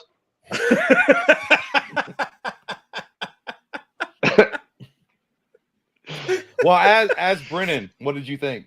As Brennan, exactly what I just said. It's The whole Stone Cold. thing is a dead on. Yeah, I mean that's exactly how I felt. Was Raw better? Did Raw? Raw was freaking awesome. Yeah, honestly, like in the chat. Yeah, it got some debuts. People coming back. We're gonna get Randy Orton and John Cena for the title. That Braun Breaker and Seth Rollins are on teams now, and they got Paul Heyman in their corner, so that's kind of cool. How long do you think they're gonna do the John Cena heel thing? Man, probably till SummerSlam. Oh yeah. So August, I guess. Is that when his run ends? Is that when he's done? Is that the last one? He'll be done in December. I think will be his last pay-per-view. Oh shit! Do you like Pat McAfee on there? Do you like him on the call or no? I used to, and now it's kind of gotten to the point where it's like, okay, dude, you're overdoing it. Yeah, I like Pat McAfee like generally, but like even at the Hall of Fame induction, he was getting a little bit annoying. Yeah, it's like I get it, like it works for your podcast and stuff, but like your podcast is about you. You can't be trying to make wrestling all about you. That's exactly what it was. He definitely had that, like, I got to be the center of attention when he was on stage with the Hall of Fame. Like, he was trying to crack jokes and stuff, and I get that's who he is. But it was like, all right, man, like, we get it. You got cowboy boots on. It's even great. like the big night out shit that he did, it was like, man, I would just rather see you hang out with the boys. You know what I mean? Like, it's your all's dynamic together that's so special. Like, I don't need a Pat McAfee. I love him. I love the guy. I think he's a great human being. But like, when you're making it all about you, it's like, dude, the magic is when you're hanging out with the boys. You know what I mean? Like, that's what I enjoy so much about it. But kind of like the locker room, like a locker room talk type deal, I guess. Like just like hanging out with buddies and shooting the shit. Yeah, and he's the ringleader of it. Like, he leads it in great. He does a great job. But like, it's just, I don't know. It just seems like sometimes it's, and like every other, like, it was electrifying, and we appreciate being like, it seems sometimes it's the same shit over and over again. But well, you know what's crazy? I think they're trying to make him a wrestler though. Well, when they inducted the WrestleMania 13 match between Bret Hart and Stone Cold Steve Austin into the Hall of Fame, I mean, Stone Cold even came out and said, he was like, what made that match so great? Obviously, both talents were great in the match, but he was like, the color commentary by Jim Ross, Vince McMahon, and Jerry the King Lawler is what made that so special, because it was a play-by-play that everyone could get behind, and they brought it to life. Pat McAfee is not Jim Ross. He's not Vince McMahon, and he's not Jerry the King Lawler. Right. I mean, I like, maybe he's good. I haven't watched the full segment with him like announcing the match, but having a good announcer is just as important as having a great talent in the ring too, to do the play-by-play. I agree. We shouldn't be saying any of this right now, by the way, because what we should be doing is trying to get not Stone Cold on the McAfee show, because he would fucking crush. That's true. Like, we should shut the fuck up. We should shut the fuck up. Actually, I fucking love Pat McAfee. Probably one of the greatest announcers of all time. Yeah, that guy is an amazing talent. Absolutely. You're 100% right. And what I was saying right there before was a joke. Obviously, Miller Lite has been gotcha. It got me. Loser. It's so and by the way, my Pat McAfee actually was a wrestler before he went to the announcer desk. Like, he wrestled in NXT, and then I went to SummerSlam in 2022 in Nashville, and he wrestled on that card against Baron Corbin. He's actually pretty daggum good. Yeah, and I think that, I know that they like work out and shit like that, and I think you could see him getting bigger. I wonder if they're trying to start a storyline where he ends up as a wrestler, because he can fucking do it. I mean, he's a showman. I mean, he has a wrestler's personality. And again, I think, like, I watch that show every fucking day. I love that fucking show. I think it's great, but I do get why But let me ask you this: Did you see Sinners? Yes, I saw Sinners, and holy fuck! Well, hold up. Can you give us not Stone Cold's review of Sinners? Yeah, sure. Floor's yours, buddy. Gosh, it's gonna be hard to live up to y'all's review of it. I don't want people hating me too. just do your best. Goddamn. Okay. Well, I went into the theater, had my popcorn, had my, I got my Powerade slushie. Gotta have your Powerade slushie. Deborah said, "Can we get two?" I said, "I done told you we're getting sued. We can't afford it." When we sit down and the trailers start, and I'm like, okay, this is a good start. Some good trailers. I like trailers. Then we get to the movie, and I'm like, oh my God. This is daggum Mississippi in 1932. What's this going to be about? And then it hit me. I know exactly what it's going to be about. But it wasn't about... But it wasn't about that. It was talking about how to be a good Christian man and how to play the blues when you're feeling down, picking up your buddies to start a juke joint. Then all of a sudden, this guy from daggum Dublin, Ireland, comes out of nowhere and he's like, "Hey, can we get in there and play some music?" What? And they're like, "I don't believe you can." And then there's this scene where he's playing the guitar and everybody's dancing. And then all of a sudden, Prince comes out and he starts playing his guitar. I was like, "What the hell is that?" What? And then these women start daggum twerking. I was like, "What am I watching?" And as my ears got the nice noise of that music, I was like, "You know what? I gotta like this. Deborah, we're gonna have to add it to the Spotify playlist and play it on a Broken Skull podcast." But I gotta say, the main actor, not Michael B. Jordan, although Michael B. Jordan did a daggum good job, the blues guy did an even better job. I ain't never seen him in anything, but he was a great actor. Dead on. And I'm talking to Brennan. You're right. That was his debut movie. Yeah, that's insane. He did a phenomenal job. He wants to play Miles Morales next, is what he said. Ooh, yeah. I can see it. Does he really? I've seen that on Reddit. He did say he wanted to play Miles Morales. I could say that. But what I was saying was, my favorite part of the movie is probably when Michael B. Jordan's like, "Y'all remember how the past 2 hours I've been talking about how I was in war? I'm about to show you what I learned from it." And then he killed all of them. And then he took the thing off. And as soon as he took that off, I was like, "Well, he's dead. He's going to die now." But then he got to be with his little baby and his wife or whatever she was. I thought it was his damn grandma when he first went to her house. But apparently he bent her over, and it was Mississippi in 1932. So it could have been his grandma. I don't know. What? And then in that same scene, she's talking to him outside by the grave, and there's a goat over in the little fenced area. And I looked over to my friend and I said, "I didn't know I was in this movie." Right? I said, "I didn't know I was in it." But 9 out of 10 for me. I literally was gonna say out of 10. What's that? 9 out of 10. It's probably the best movie I've seen in the past 5 years. I really freaking liked Definitely it. a really good vampire movie. I haven't seen a good one like that in a while. And it was original. We need more original movies, man. Yep. Hey, the only spoilers that were actually in that, guys, was I completely forgot. I'm sorry. no, it's okay. No, because I was listening. The only spoilers that were actually in that was that someone has sex with someone who looks like their grandma, and I'm pretty sure I thought that was a conversation. Like immediately when I walked out of the theater, I'm like, "What the fuck was that?" Like I didn't, honestly, I was like, either. kind of took me out of it, but at the same time, I was kind of hard. Can't lie. It's like Michael. I was like, she must be fucking great in the bed if Michael B. Jordan hitting that shit. So for real, because she's using some voodoo magic on him. Come over here and fuck his pussy. I think 50 Cent called it the magic stick. That's what that was about. That's what that song was about. I think. Yeah, possibly.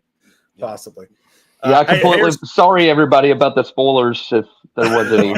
I completely forgot it. Not going to ruin anything, you guys. Don't worry. I see the hair's growing back. Right. On top a little bit. Wait, got me a haircut. Yeah, that's right. I finally saw Top Gun, and now I want to look the part. They don't call me a rooster. They don't call me goose. They call me cock. Oh, fuck. You got work in the morning? No. Oh, sweet. What are you going to bed for? I'm not. I'm rotting away in my depressive state. It's like nothing was going on. I was staring at the ceiling. I've literally just been watching. I don't even watch baseball highlights, but I was on YouTube watching the most bizarre MLB plays and, That's and all right. contemplating life. It's like he threw a pitch and he hit a fucking pigeon. Where did that come from? Exactly. Randy Johnson. And then, like, I'm listening to I started late. I had to start from the beginning. And all of a sudden, I heard y'all talking about Stone Cold. And I was like, I've been summoned. That's fucking crazy timing, dude. That's crazy timing. Okay, so one more question. Right. Where Deep thought. Digging deep. All right, legacy thoughts since Vince McMahon handed it over to Triple H, where we're going, where we're at. Yeah. I feel like Nicolas Cage was like, going, there we go. but we don't know.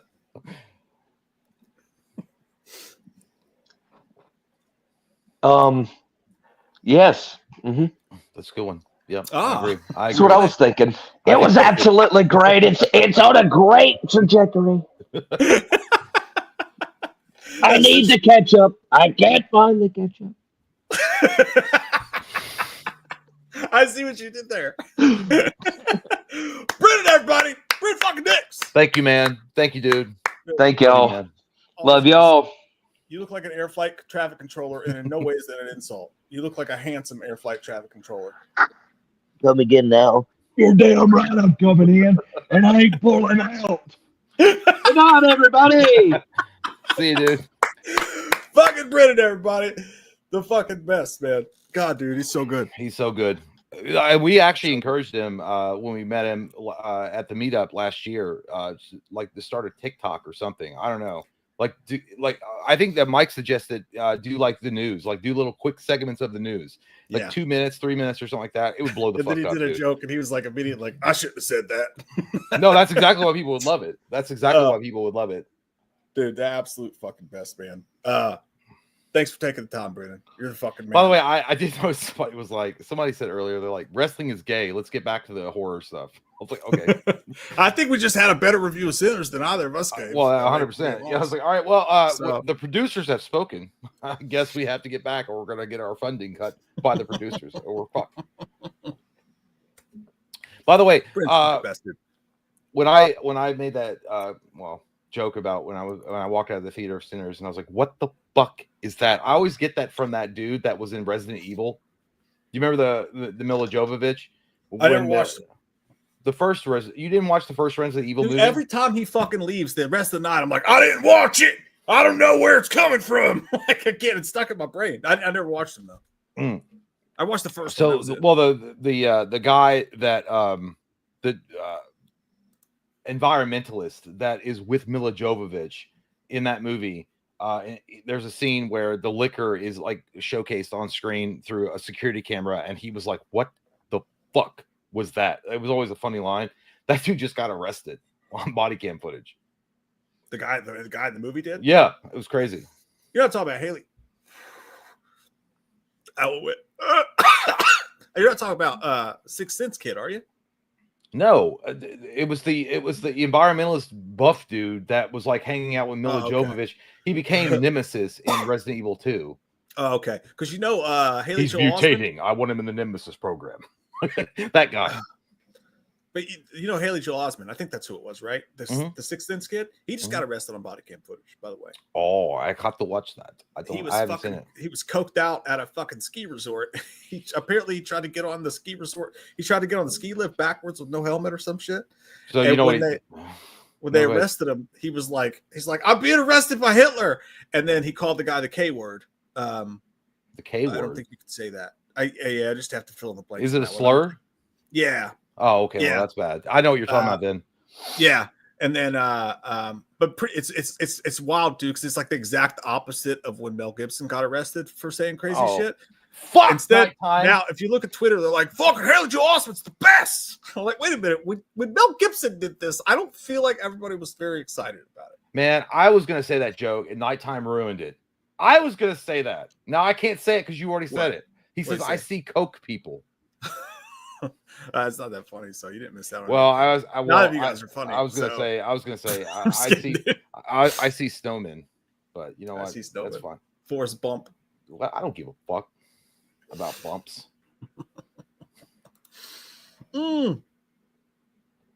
Anyway, let's get onto it. Turtlington says, over the weekend, wife hid her eggs for No, me. I read so that what- one. Oh, well, shut the fuck up. What time stamp were you at, by the way? I forgot that I peed. I think that was the one that I quit. Dude, I literally grew abs while fucking Brendan was on here. My He's so stomach good. hurts. He's so good. That was the last one you did? No, I met Bill. Billy's the next one. Billy. Mine's Billy. Oh Says, shit! There he comes. Chalice Loomis, I was burping my worm last week, so I suggest you stay away from the macaroni salad I sent you in the mail. That's disgusting. The only burping that should have been done is your mother at the abortion clinic as she burped her vagina from the fetus that you were, but she didn't, and now you're here. On. You're gross, Billy. Disgusting. You jacked off with macaroni salad. Get help. One time I had cum salad.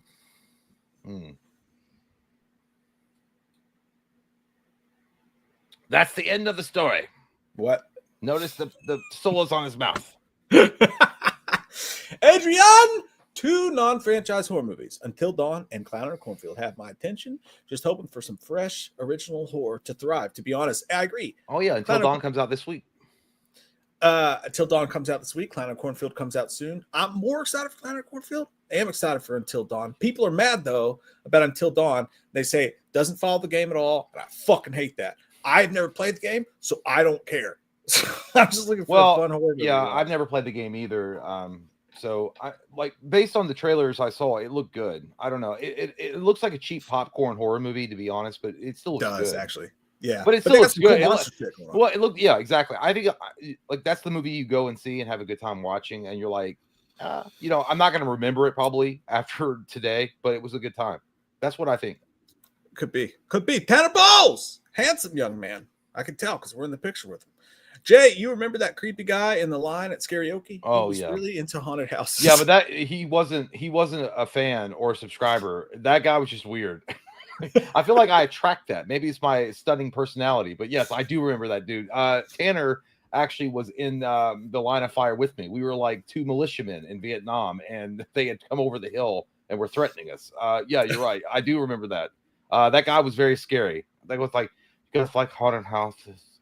I went to this haunted house, and it was just the whole conversation was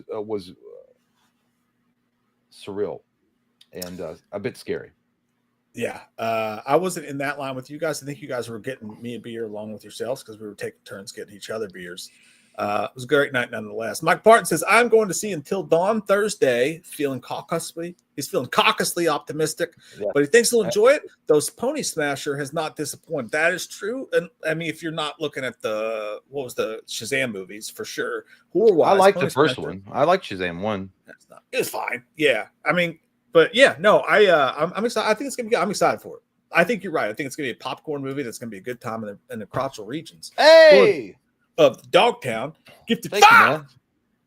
We watch movie memberships. And by the way, guys, when we mention Patreon and all the shit we're putting on Patreon, which we're making a concerted effort to put as much shit on as possible on Patreon, we also mean YouTube memberships. So if you're in those tiers, whatever we put on Patreon, we are also putting on YouTube. We're just gotten so used to saying Patreon. Those kind of things happen from time to time. Thank you, Lord Dogtown. It's very kind of you, my friend. Gary, Iron Warfare is a good movie, but it's brutal. Doesn't glorify war, but I might get my mates, get some beers, and have men time watching a bunch of brothers at war. Gary, I'm going to caution against that, actually. It does not glorify war, but it is not a fun movie. Fucking great film. Great film. But when you and your boys go there and maybe even have a couple brewskis and you sit down and you're having a good time, that movie is going to suck your fucking soul out. And you're going to end up sitting there like, well, I was looking forward to having a good time, but now I'm not. Was it a bad movie? No, it's a great fucking movie, dude. Best war movie I've seen since Hurt Locker. But okay, rough. If Black Hawk Down, use that as your just one in 10. and Black Hawk Down is like what you're setting it up to be, like 1 out of 10 against. I Where's desperately can't do that because I need to rewatch Black Hawk Down. I haven't seen it in a long time. Is it a horror movie or is it a war movie? It's a war movie, but the realism, it's tense as fuck, uncomfortable as shit. And then when the shit actually goes down, there is a lot of pain. There was a lot of people screaming nonstop. It's kind of like being in a war zone where people are really fucking hurt for a long portion of that movie. So it's entertaining and it's scary as shit, and it's a horror movie, but it is not what I would call a good time. It's just a really great movie, not a great time. You know, that's the best way I can explain it. I still want to I saw the trailers for it. I still want to watch it. Watch it as long as you don't have any kind of PTSD for that sort of thing. Watch it, but it is not a party film to go to with your friends, Gary. I would recommend definitely go to the Minecraft movie and just punch a bunch of kids. You guys have a way better time. I'm kidding, but that's how you do it. Kyle Stone Cold Britain, love this dude. He's a beautiful man. He's great, man. He's great. We're lucky as shit to have met that wonderful of a human being, and he's a good human being too. Mm-hmm. That's important. Very nice dude. Tyler McInturf. First reactions out of Thunderbolts premiere in London are on the same track as the private screenings. People really pointing out the emotion of the story, how it's easy to connect with. I'm so pumped for this film. I am too. I'm actually looking forward to watching it. I think I was one of the earlier detractors. I thought it was going to suck, and I was like, I don't want to have any more Thunderbolts conversation about moving forward. But based on recent trailers and pushing aside my own prejudice and my hatred for Disney Marvel, I'm like, you know what? I'm going to give it a chance. And some of the newer trailers that have been coming out, I'm like, it looks pretty decent. It looks okay. And there was a Reddit post, I think last week or the week before, I don't remember, that I read about. It was a guy that went to the screening, and he was like, it's definitely different than anything that Marvel's been doing, and it's its own thing. So I'm excited, and mainly also because I like how they're handling Sentry and the Void, Sentry/the Void. I think that I don't know, man. I think it could be cool. I don't know. I'm gonna give it a chance. In honor of Tyler, by the way, this is something I had pulled up and I wanted to look at together. The first reactions are out on Twitter for Thunderbolts. I know Jay's been excited about this one, so let's take a look at it together. I'm gonna go to the top. Refresho. All right. This old flip picks about to watch it. Jacob says it's truly fantastic. The cast has electric chemistry with each other. Florence Pugh and Lewis Pullman are the standouts, and the action is Lewis Pullman. That's the guy from Strangers Pray at Night, I think. Are the standouts, and the action sequences are very strong. But most of all, the stories hit me like a ton of bricks. It's bold, important, and so well written. That's great. That's great. It's exactly what you want to hear about a Marvel movie, dude. Like, hey, actually, the stories are actually sort of emotional, and they matter. I feel like. And again, I mean, I could be wrong completely. This could be a wet diaper sandwich. I feel like this could be a dark horse. This movie, like, flies under the radar, and it's like, it's great. It's maybe one of the best Marvel movies that they put out in a long time. I don't know. It could be. It's fucking looking pretty good so far, dude. Thunderbolts is one of the best MCU films by a landslide. One of the best overall. Holy fuck. Brilliant and character moments. This is made with love. It sets up for big things to come in the most exciting way I've seen since 2012. Bring your tissues, but not because it's a sad movie. Oh. Because you're gonna jack off into the tissues. You cum monsters. Pew. Florence, pew pew. Yeah. Okay. Cool beans. Cool beans. Now we do gotta preface this. Whenever they do early screenings of a movie, you do have to take it with a grain of salt. All right. Sure. Because typically when there's an early screening of the movie, the reactions are far and away way more pumped up than regular. But that's still great news. All 3C's about to watch it. Variety says Thunderbolt's first reactions praise Lawrence Pugh as superb and call the comic movie some of Marvel's darkest material today. Ooh. I like it. It's all bold dive into trauma, healing, and redemption. Don't like that. Anytime I see the word trauma, I think of Jamie Lee Curtis in fucking Halloween 2018, and I'm like, get off it, lady. It very much belongs to Florence Pugh, who carries much of the dramatic weight of the movie on her back. So much spark, charisma, and tells a genuinely emotional story you connect with. Florence Pugh, in particular, superb, just walks away with it. Florence Pugh. I mean, yeah, I think you can tell a good superhero story and have a realistic, dark, traumatic theme with it and make it work. But I never would have thought Disney Marvel would be the one to be able to do that. But if that's the case, that's fucking awesome. That's exactly what they should be doing. It sounded pretty good so far, man. Paul Klein said, for me, Thunderbolts worked because it peeled back layers on a subject I have long fought with. Onions?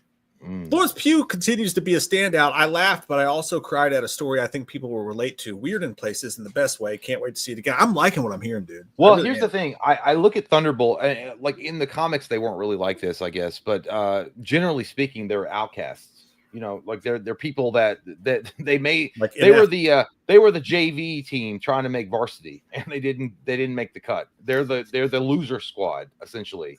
That get grouped together to have to stop this monumental threat with the Void, aka the Sentry, and they do the best. They do the best they can with what they have, and they have to rely on each other. I think it's a cool story. The idea, the concept of it's cool, and if they execute it well, it could be very memorable.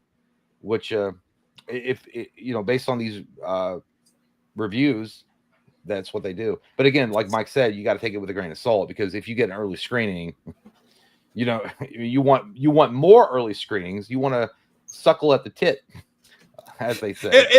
And also, not even just that, but like also, we've been to those early screenings before, and everyone's real amped up. A lot of times, the director or producer is a couple rows in front of you. The crowd's cheering. Everyone's super into it. So, like, if you're willing to drive or go to an early screening somewhere, like you're already super into the material. So it's not always, but like it could be. Matt Ramos says, imagine a film with emotional depth of this scene from WandaVision combined with the fun and dynamic chemistry of Guardians of the Galaxy, and that is Thunderbolts. I don't know. I didn't watch fucking WandaVision. So I don't know. Well, I think that was I don't know if that's the particular scene. It's maybe her coming to grips with the idea that he's dead and that she's living in a fantasy reality that she's created for herself to deal with trauma. But it's also contrasted with her having a renewal of life by having friends around her. I don't know. I feel like I'm talking like a Hallmark card that was shoved up my asshole, and I'm just repeating what was said. But I think that's true. Street Fan Thunderbolts, the best Marvel movie in years. Oh, bitch, we're so fucking back. Okay, well, that's a Slay you know what? Take that shit back to TikTok. I hate everything you just said and the gift that you used. Dan Mark says Thunderbolts is incredible. It's deeply invested in the interpersonal relationships of the characters, making it a compelling character drama as well as a fun blockbuster. There's a visceral 27-minute therapy scene that left me crying and confused. It's so fun. Love this. A 27-minute therapy scene. Look, you know what I want to do? I want to pretend I'm too cool for school and be like, I don't need a 27-minute therapy scene in a Marvel movie. But I'm going to be honest with you. That's the exact kind of shit I like in movies. Like, I'll have a couple glasses of whiskey and cry. If they do it right and they execute it correctly, it could be great. Yeah, that actually has me super interested. That's fascinating, dude. So, hey, Thunderbolts sound pretty fucking good, dude. I think it's gonna be good. I do. I think it's gonna be good. Dave's right. Dave's right. No. Wait till we see before you give me laurels. Wait till we see. Sounds like you were right to me, pal. Sounds like you were right. I know. Because what I'm going to do, I'm going to go see it first. And I'm going to say it's the best fucking movie I've ever seen in my entire life. Well, that's impossible. That way, I got an early screener. So. What Jay's going to do is Jay's going to be like, I actually thought it sucked. Because Mike liked it, and I think it's fucking terrible.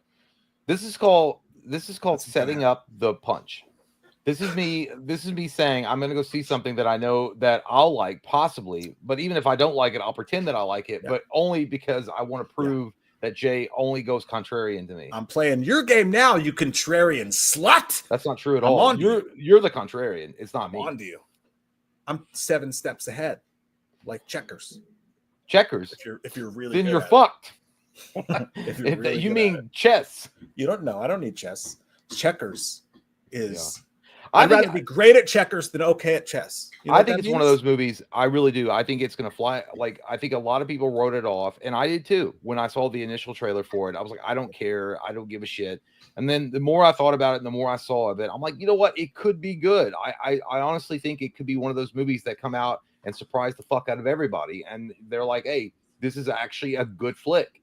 Marvel is capable of not making cookie cutter, standard superhero movies that actually have depth to them, which has been sorely missing for a long time from the Marvel universe. I could not agree more. That's actually, I didn't see that movie coming for that though. Like, I didn't see Thunderbolts being that. But the fact that people are saying it is, I'm absolutely there. Well, I look at it like this. When Captain America, the Winter Soldier was announced, I didn't think much of it. I was like, yeah, it's going to be another Captain America movie. It's going to be another superhero movie.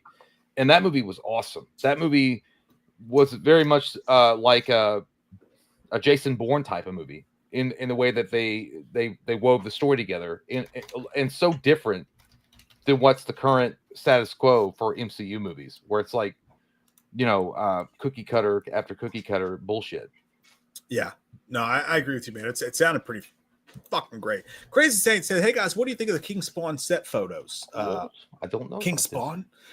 Could you give a birthday shout out to my son Chase? He's 7 now. Missing him and his sister like no other. Fuck narcissistic baby mamas. Love you. Hey man. Hey Chase, man. Hope you're doing well. Yeah, if you're watching this, that's cool. I hope that you're gonna have a good time. You know what? It's gonna be fine. Everything's cool.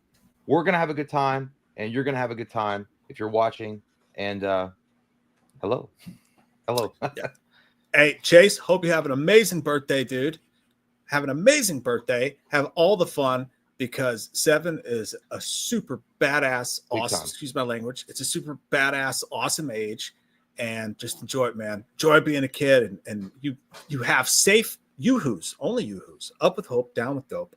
Have all the yoo-hoos you want, have all the candy you want, just on your birthday, because you don't want to get diabetes. Your dad will tell you about diabetes later. You don't want to know about it from me, strange man on YouTube. I shouldn't be the one to tell you about diabetes. You have a great birthday, Chase. Happy 7th birthday, Chase. Everybody give it up. Happy 7th birthday. Hell yeah. Now, in honor of Pops, let's see what King Spawn he's talking about. King Spawn set photos? What? Let me see. I don't know about this. Let us look. Let us examine. Don't know about this. But I'm also not pulling up anything. I can't find any King Spawn. Oh no. Let me go to news section. Did you lie, Crazy Saint? The last thing I have was from February, and it was Todd McFarlane sharing an encouraging update on King Spawn. I cannot personally find any King Spawn set photos, but now I'm intrigued, and we will keep our eyes out for them. Thank you, Crazy. Hey man, what do you think about this? Zack Snyder directing Spawn. I would watch it with haste. I think so. That means joy. No, but yeah, you know what? You know what it is, man? Like, I was talking to my brother about this. It's so strange how Zack Snyder, for whatever reason, has pissed off everybody in the industry, especially at Warner Brothers, for whatever reason. I don't know what it was. Maybe because he said no when they had told him to put in shit that he didn't want to put in. And he actually wants to film and make movies from, through the eye lens of the fans. And I feel like Zack Snyder in front of the camera with a Spawn movie would be fucking phenomenal. I think it would be insanely good because he can balance like the cerebral horror kind of thing that Spawn goes through with the action pieces that we all expect. You know what I mean? It's the same thing as like, what would you think of a Zack Snyder directed Punisher movie? I think Zack Snyder can do anything. I think Zack Snyder needs to find something that's not so wide scope that he can focus and do a small scope. Well, those are not, Spawn maybe, but Punisher is not wide scope at all. It's a very grounded reality type that's what I'm saying. Hero. Yeah. I think look how he handled the Frank Miller Batman with Ben Affleck, the casting and the suit and everything. Yeah. Yeah, I think definitely he needs to hone in on something smaller scoped. I'd like to see him do something smaller scope, like Punisher, like you said. I think that would be really great. Okay. Have they announced the director? I don't know. For Spawn, I don't think. Maybe they did. Didn't I think it's McFarlane, right? I don't. Dude, don't Don't it's do that, McFarlane. Todd. Don't do I think that, it's supposed to Todd. be McFarlane. Oh my God, dude. I think it's supposed to be him. No. Tyler Ruffelt got a promotion to work. Hell yeah, dude. Congratulations. Those aren't easy. They're not easy. Didn't get there alone. I had AIDS. What? Love you, fellas. Love you too, pal. Hey, Congratulations, man. Tom. Congratulations, dude. Colton, member for 8 months. What do you predict will be your top 3 films of 2025? Jesus Christ, Colton. I don't have a silver ball in front of me. There's so many. I can't think now. Top 3 movies of 2025. Let's look at it together here. Ooh. It's going to be Thunderbolts, Superman. Superman's got to be up there. 28 years later. I'll put that. I'm one kidding. In there. No, I was kidding about Superman because I don't know, man. I forget what's supposed to go. I love the Monkey. Monkey could get in there. I really enjoyed that one a lot. I'm surprised The Woman in the Yard is not on yours. Oh God, I loved it so much. It was so good. So good. I mean, Final Destination. It seems like a fun movie. It doesn't seem like a top to crack 3. Definitely not Fantastic Four. Now that JR are very excited about that. No, not after recent news for sure. I'd say.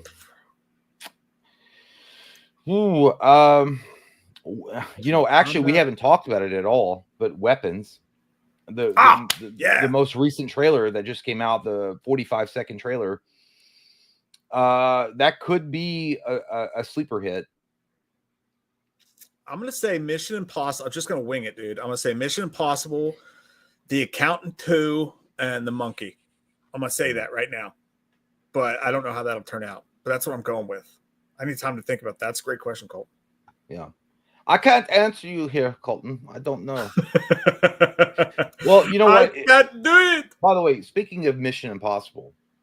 And again, we're not advertising, but we are. I have made the decision that I will be going I'll be fucking men on stream. It's going to be called OnlyFans, but yeah, that's a pit bull mix. But it is what it be.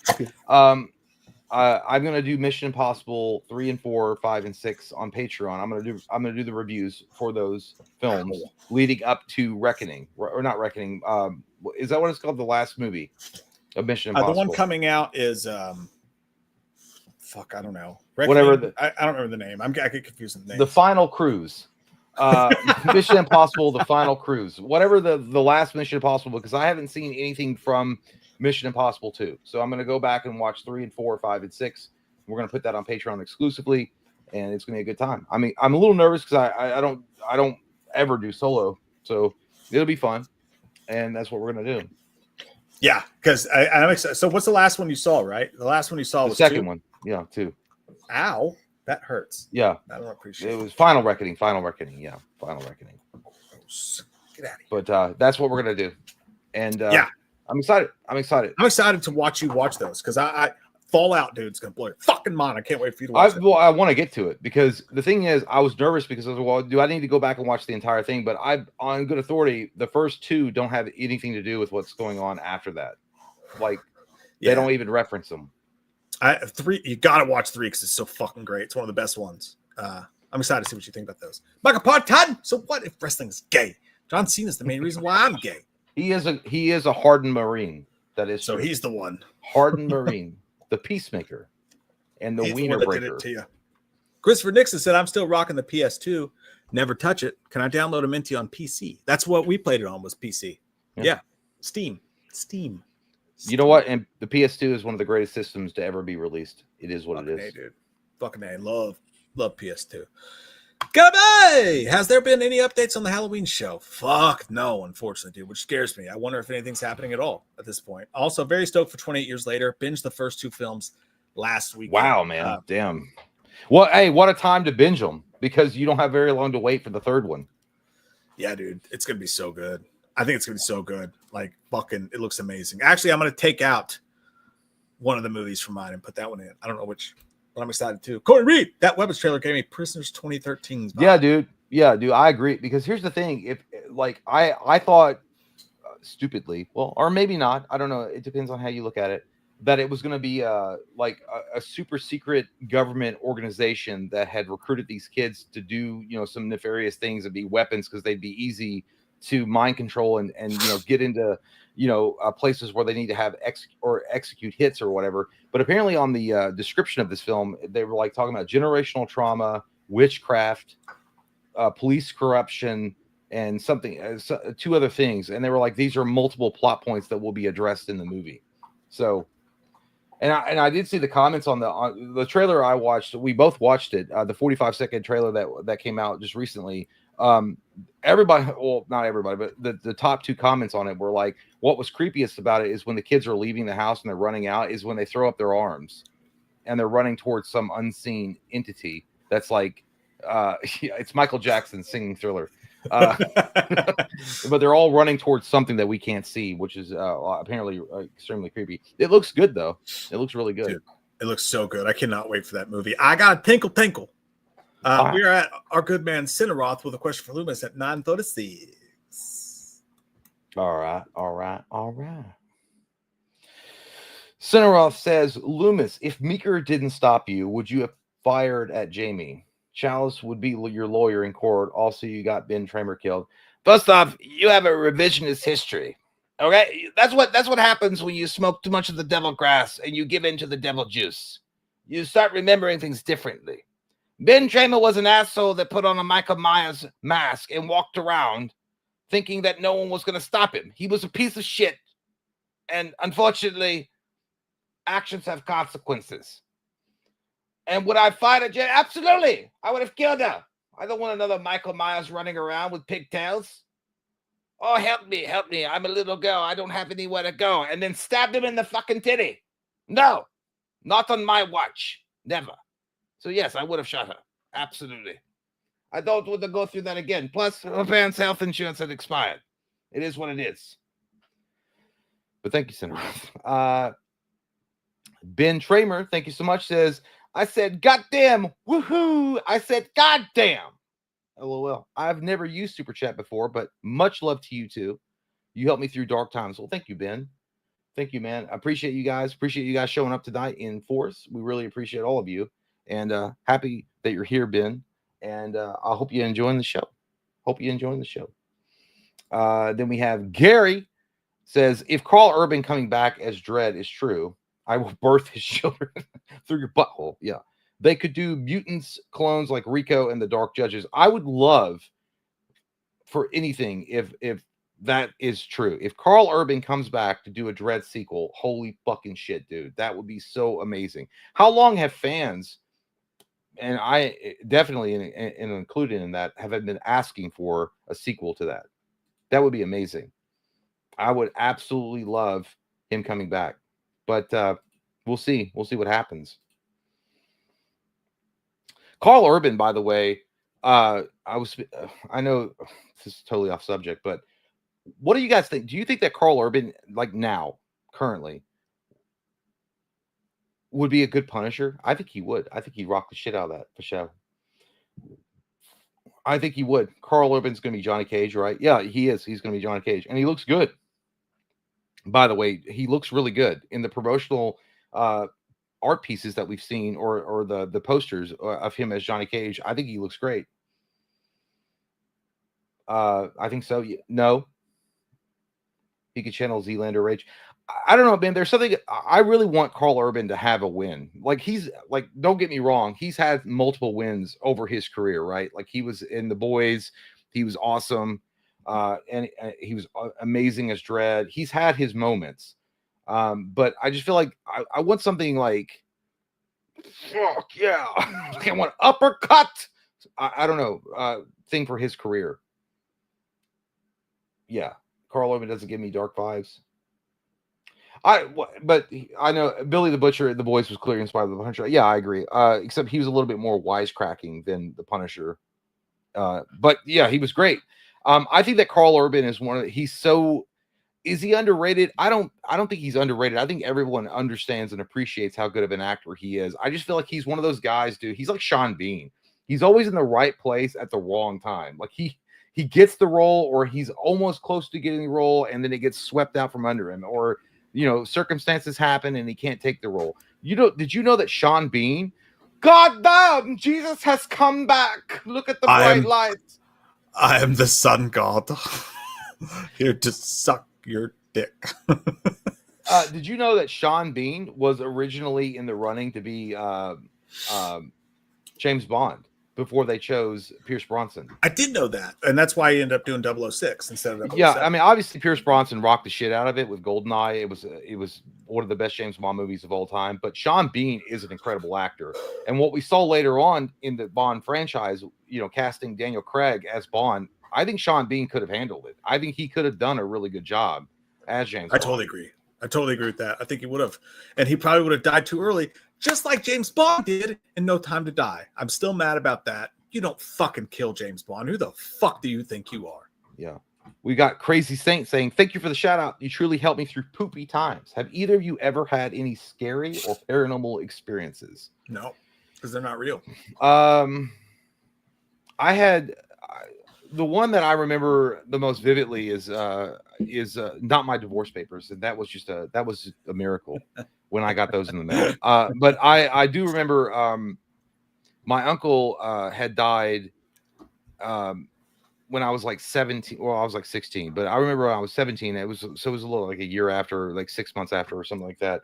I was in my room, and I was actually in the computer room at my old house, and I was playing Yahoo Pool, which back in the day, that was the biggest thing. That was the best fucking thing to play of all time. It just was. Okay. That game is goated for multiple reasons.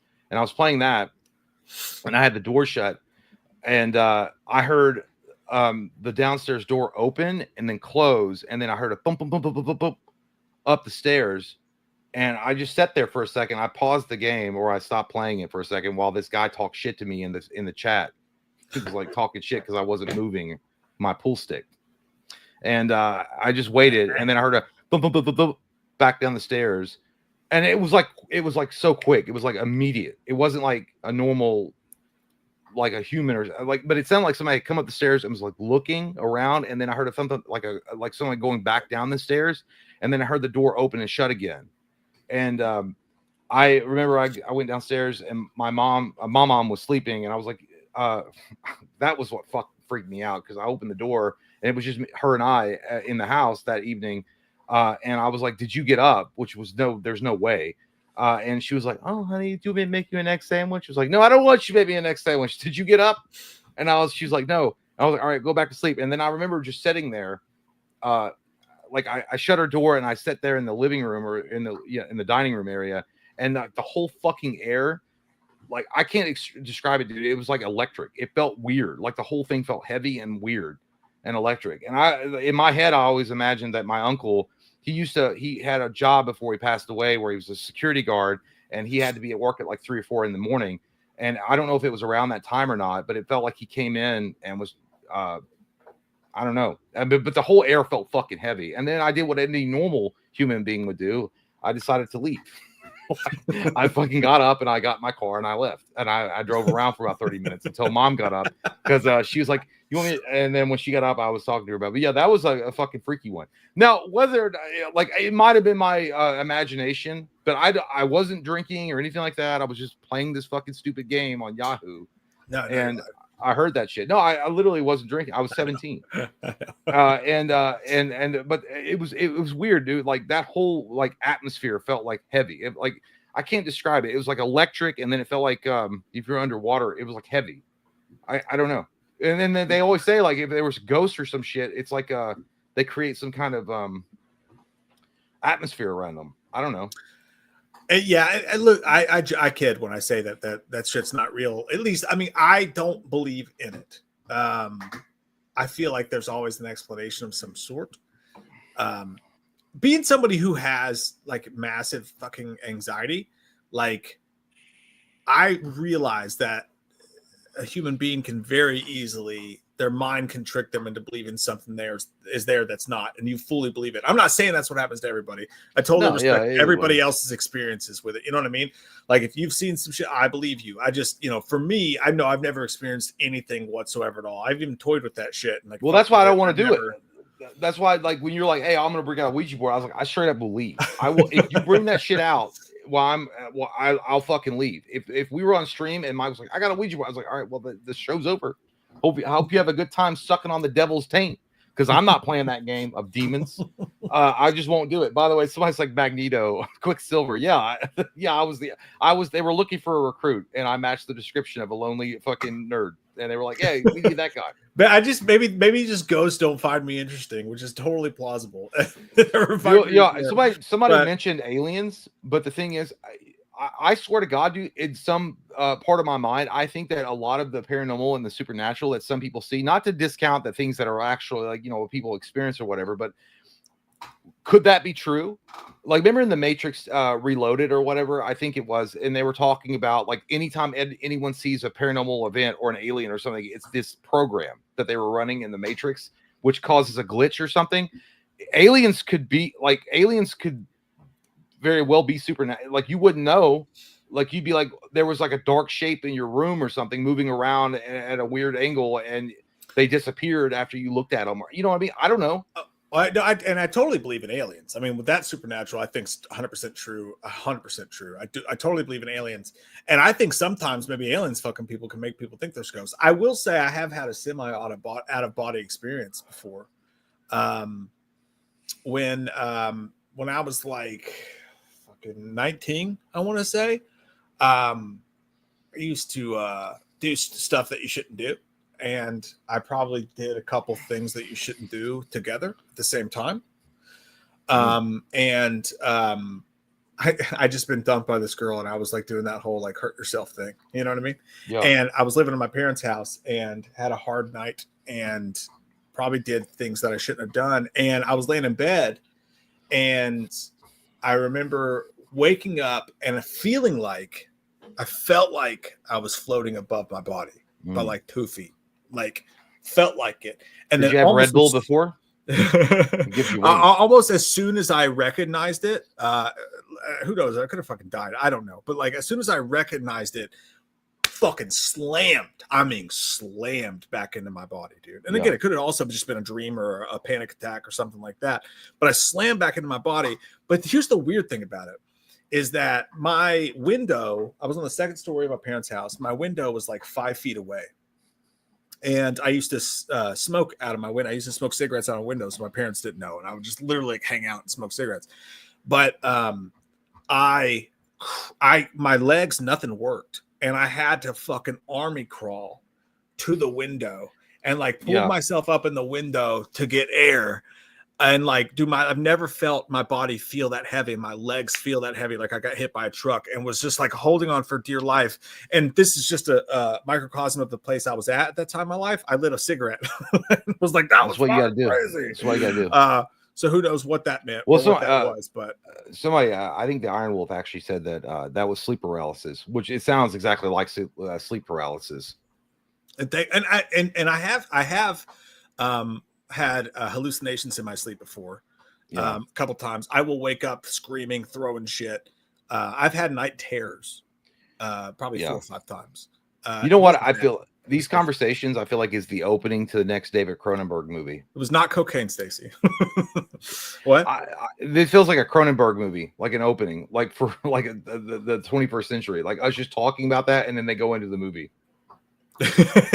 Yeah, or like the beginning of Brand New's last album. Yeah, no. I've been to haunted houses, like legit abandoned hospital shit. Never seen anything, never experienced anything at all. I've done ghost hunts. That is a fucking gamut right there. Like, cross your sticks together, and everyone's like, I can feel it. I'm like, no, you fucking can't. I'm standing right here. You're full of shit. The rebels from the Civil War are not fingering your butt right now, Stan. Calm down. We're supposed to go. Not us, but wasn't meth either. It wasn't it was pills. All right. It wasn't. We're supposed to go to Waverly Hills this summer. April and I, because she wants to go because she's demonic, I guess. I don't know. And I told her, I was like, I'm gonna go. I'll go in the daytime, and there's lots of people. But the reason why I don't want to go is not because I'm afraid I'm gonna see a ghost, a booger monster in the corner, being like, oh, like I'm not afraid of that. I just don't want to like I don't know. I have this irrational fear, dude. I'm gonna cut myself on something, and that was a tuberculosis hospital. I'm like, I don't want to get sick. Yeah, like you scratch the wrong Yeah, fucking tile. I don't want to get like, sick. oh, it's like, over. like I know it's an irrational fear, but I don't know. I mean, and it's like, and if they have like scare actors in there that want to like amp it up and do shit, I might run like a crazy person trying to get to the door and then trip and fall, and then I'm gonna sue. But before I sue, I'll have a panic attack and be like, I've just literally contracted like some kind of debilitating disease. I get way more scared at like haunted houses where someone's gonna jump scare me than I do at like actual places that are supposed to be haunted. Like I've never gotten a rise. Well, I don't think supposedly haunted place. There's two different things. There's things called residual haunting and intelligent haunting. And in residual hauntings, so the ghosts will just reenact what happened in that moment of their death. So you might see you might see something, but it wouldn't be like they don't notice you. They're just reenacting their traumatic death, whatever it may have been. Like when they go into the further, right? And Insidious and the family is like, but they don't interact with you. Yeah, exactly. So it would be like watching an old VHS tape or something. You're seeing it happen, but it's old. It's like an echo of the past. And then there's intelligent haunting where they like actually notice your shit and then they attach to you. And then it's like a whole different story. I don't know. I feel like certain places that you go to, if a lot of trauma or a lot of bad things have happened there, you could potentially see something that would be considered residual versus like going somewhere and you're asking for something to give you a sign, like an intelligent haunting, which I think is extremely fucking rare, which I don't think happens very often. And again, I don't know. This is what happens when you drink and you're like, do you guys ever think why aliens focus in on abducting people and putting probes in their butthole? Aliens totally legit, dude. And here's my thing, like, you know what I'm way more afraid of? And people give me shit. I'm way more afraid of fucking alligators, dude. I'm way more afraid of fucking sharks. Yeah. I'm way more afraid of aliens, true. I'm afraid of hobos, meth heads.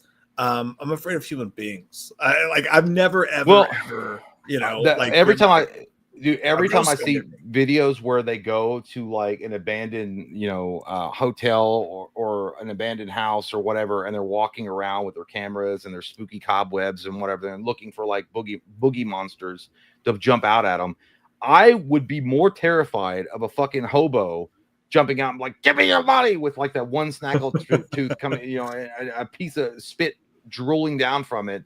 Just don't you think butthole. Don't you think though? Like, I mean, there was a time like True TV, Ghost to Travel, fucking whatever, the Ghost Hunters guys. Like, I mean, don't you think with all this equipment and all this technology, like at some point, if that shit was real, like real enough to the point where, and I'm talking about your personal experiences, because that makes sense. Because I feel like if it is real, I think it's like a super personal experience. Mm-hmm. But like, don't you think with all these, they had 20 fucking shows running around at one point with high-tech cameras and all this bullshit equipment, not a single goddamn undisputable amount of evidence of a ghost. Like, I mean, that's also, that could be said with UFOs too. Like, why is every goddamn picture but there is footage blurry? You just can't prove but they're fake. Blurry. They're all the same. You're talking about, you have 4K, because they're fucking all the way in the sky. Supposedly they're not always, and you have 4K potential video on your phone, and it's always a blurry ass fucking photo or video. Also, let me say this: I 100% believe in aliens. I do not 100% believe that aliens pop down here to like go and then pop away. Like, but I believe they're there, and I believe they're 100% legit, and I believe they have more to do with the fabric of our society than anything. I don't necessarily know whether or not they're actually jump scaring us, though, like people say. I think aliens are 100% real, but I also think ghosts are real. I think that this is so fucking like different than what we normally talk about.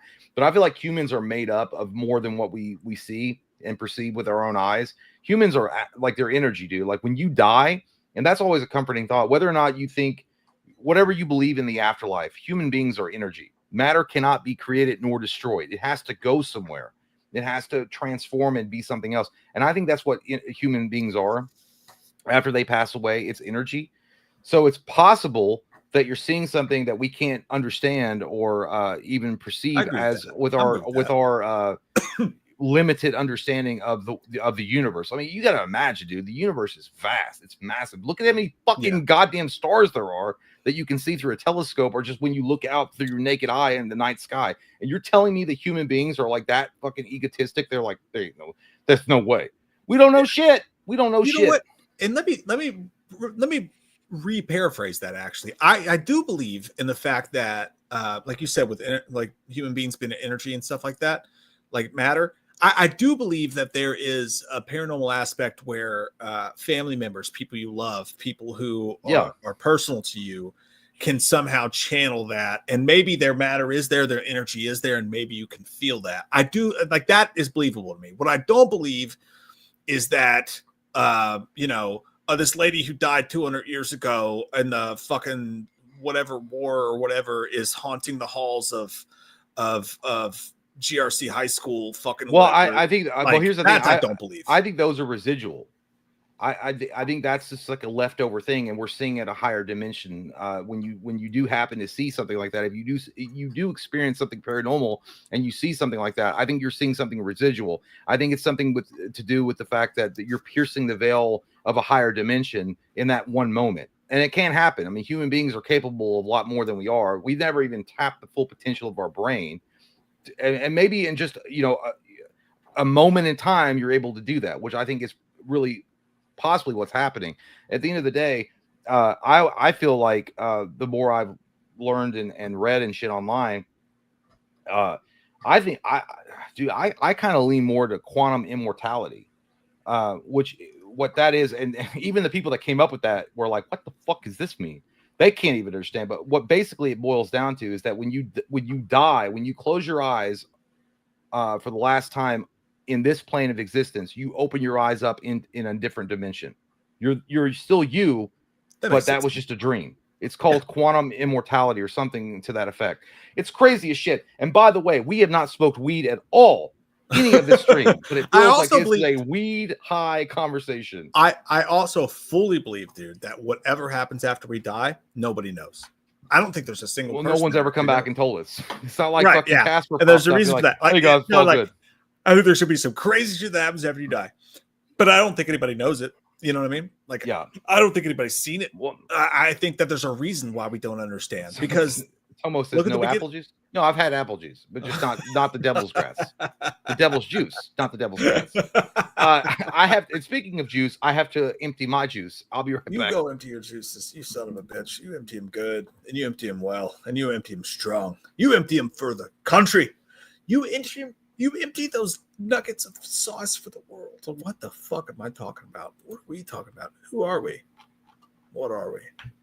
If not men. Listen, I don't know if Jay read this or not, but As Pooped by Anakin Skywalker brings up a point that I fucking hate. All right? Is the actors supposed to be funny? I LOL for real. Shut the fuck up, Pooped by Anakin. And I'm kidding, because I love you. But let me tell you something, all right? Everybody wants to do this shit with The Exorcist. They want to say, I watched it. It's like wearing a t-shirt. I survived the West Virginia Turnpike. So fucking what? 1,000 people survive it every goddamn day.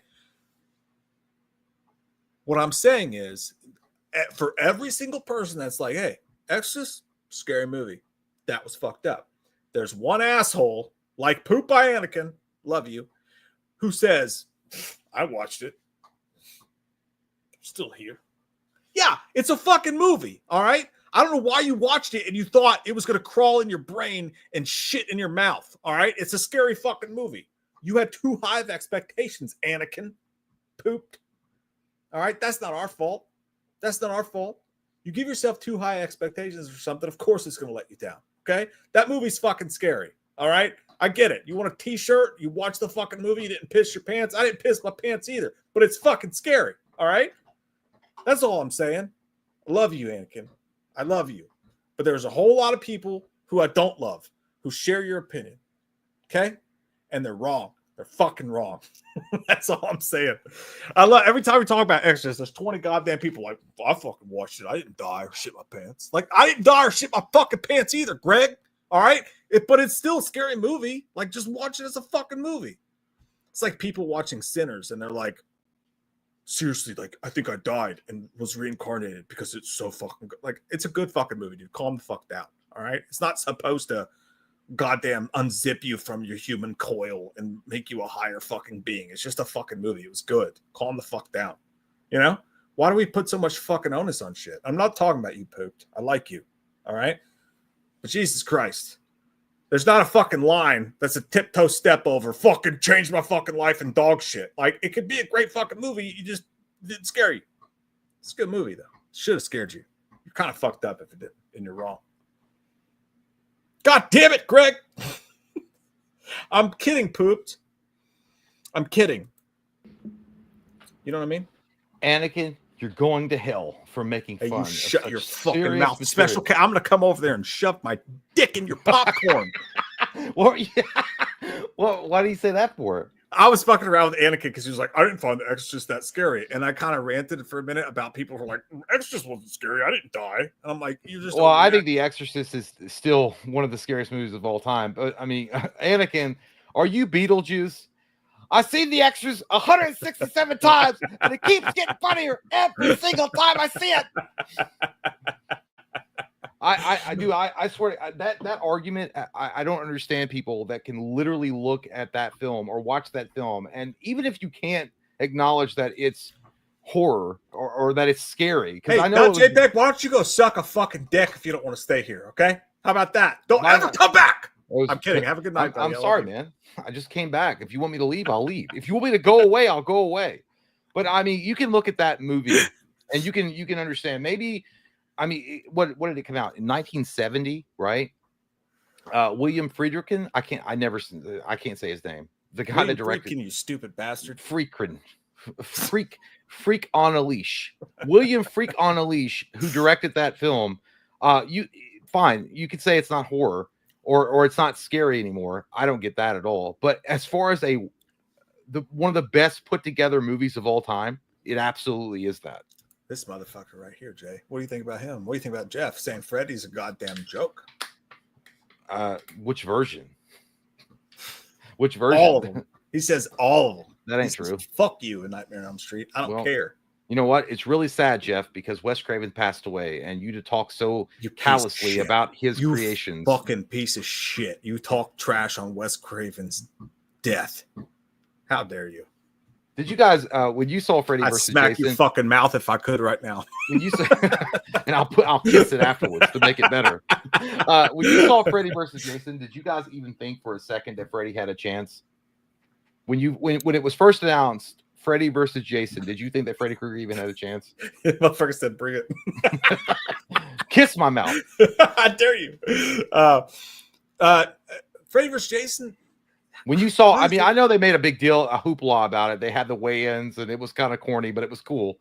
But when you actually thought about that on paper, and you're like, Jason versus Michael Myers is more of a straight-up, like, street fight, like, whose mama's better kind of situation. Freddy Krueger being the dream warrior, kind of like, hey, I can sell you crack behind 7-Eleven, but don't tell nobody. They did versus Jason. I think they did pretty good though. They did, and like, they also gave one of the best looks of Freddy. Period. When he gets pissed off and he rises out of the river with the fucking demon look. They did pretty badass, and he actually can fight pretty well. Like, I don't know when he got Jet Li fucking training, but they turned him into a fucking karate. Yeah, but when he comes into the real world, you think he'd be like a weak ass janitor, and he comes out like fucking Jet Li, and I'm like, holy shit. That was good. That was good though, because like they're like, how can Freddy's scrawny ass possibly deal with Jason? But like, Freddy is Zach Morris, and Jason is AC Slater. Like, you know what I mean? Kinda, Freddy's got the smarts that he can fucking fight. But they were like, nah, fuck all that nuance. Let's just make Freddy a goddamn karate master. That didn't make any sense to me. Like when Freddy jumps up like fucking Mario Brothers with a mushroom up his ass, and he's like, and he's stabbing Jason over and over again. He's in the real world. He doesn't have any abilities that he would have in the dream world. So it's like, how the fuck did he do this? Like, what kung fu master book did he read? And he's able to like defy the laws of physics and jump up like, you know, Trinity in the Matrix and beat the shit out of Jason for a while. Yeah, I don't know. Jelly said, who's Screech? I guess Michael Myers would be Screech. Yeah, well, in that movie, he's just he's obsessed with Lisa, who is Lori, and he's like, I don't really care, I just like Lisa a lot. I don't know. I always thought about that. Like when I watch, like I know they have to, like they you know, it was New Line Cinema versus Paramount. And they both can't have their the faces of the horror for that production company be a puss against the other. But it just on paper, like I love the idea of getting into Jason's like peanut sized brain and like fucking with him, because that makes total sense. Like that actually does work on paper. But then the whole thing when he gets dragged into the real world and it actually is a legitimate fight, and then Freddy's like now I said Jackie Chan, but he's actually like Jackie. No, I mean Jet Li, but he's like Jackie Chan and Rumble in the Bronx, and he's fucking him up. And it's like, he's Lady Deathstrike and Wolverine. Yeah, I had a good time watching it, but I was like, that don't make sense. And I was like, yo, you're the fucking nerd, like pushing your glasses up from the bridge of your nose. Like, that doesn't make sense because Freddy Krueger is in the real world. Yeah, you gotta give those guys credit, dude, because like that's such a stupid idea to put Freddy against Jason, and they actually made it kind of cool. Like that. What would you have rather seen? To be honest, I mean, the movie was all right. The movie was, you know, it is what it is. I had a good time watching it. It wasn't a cinema masterpiece, but it did what it promised to do.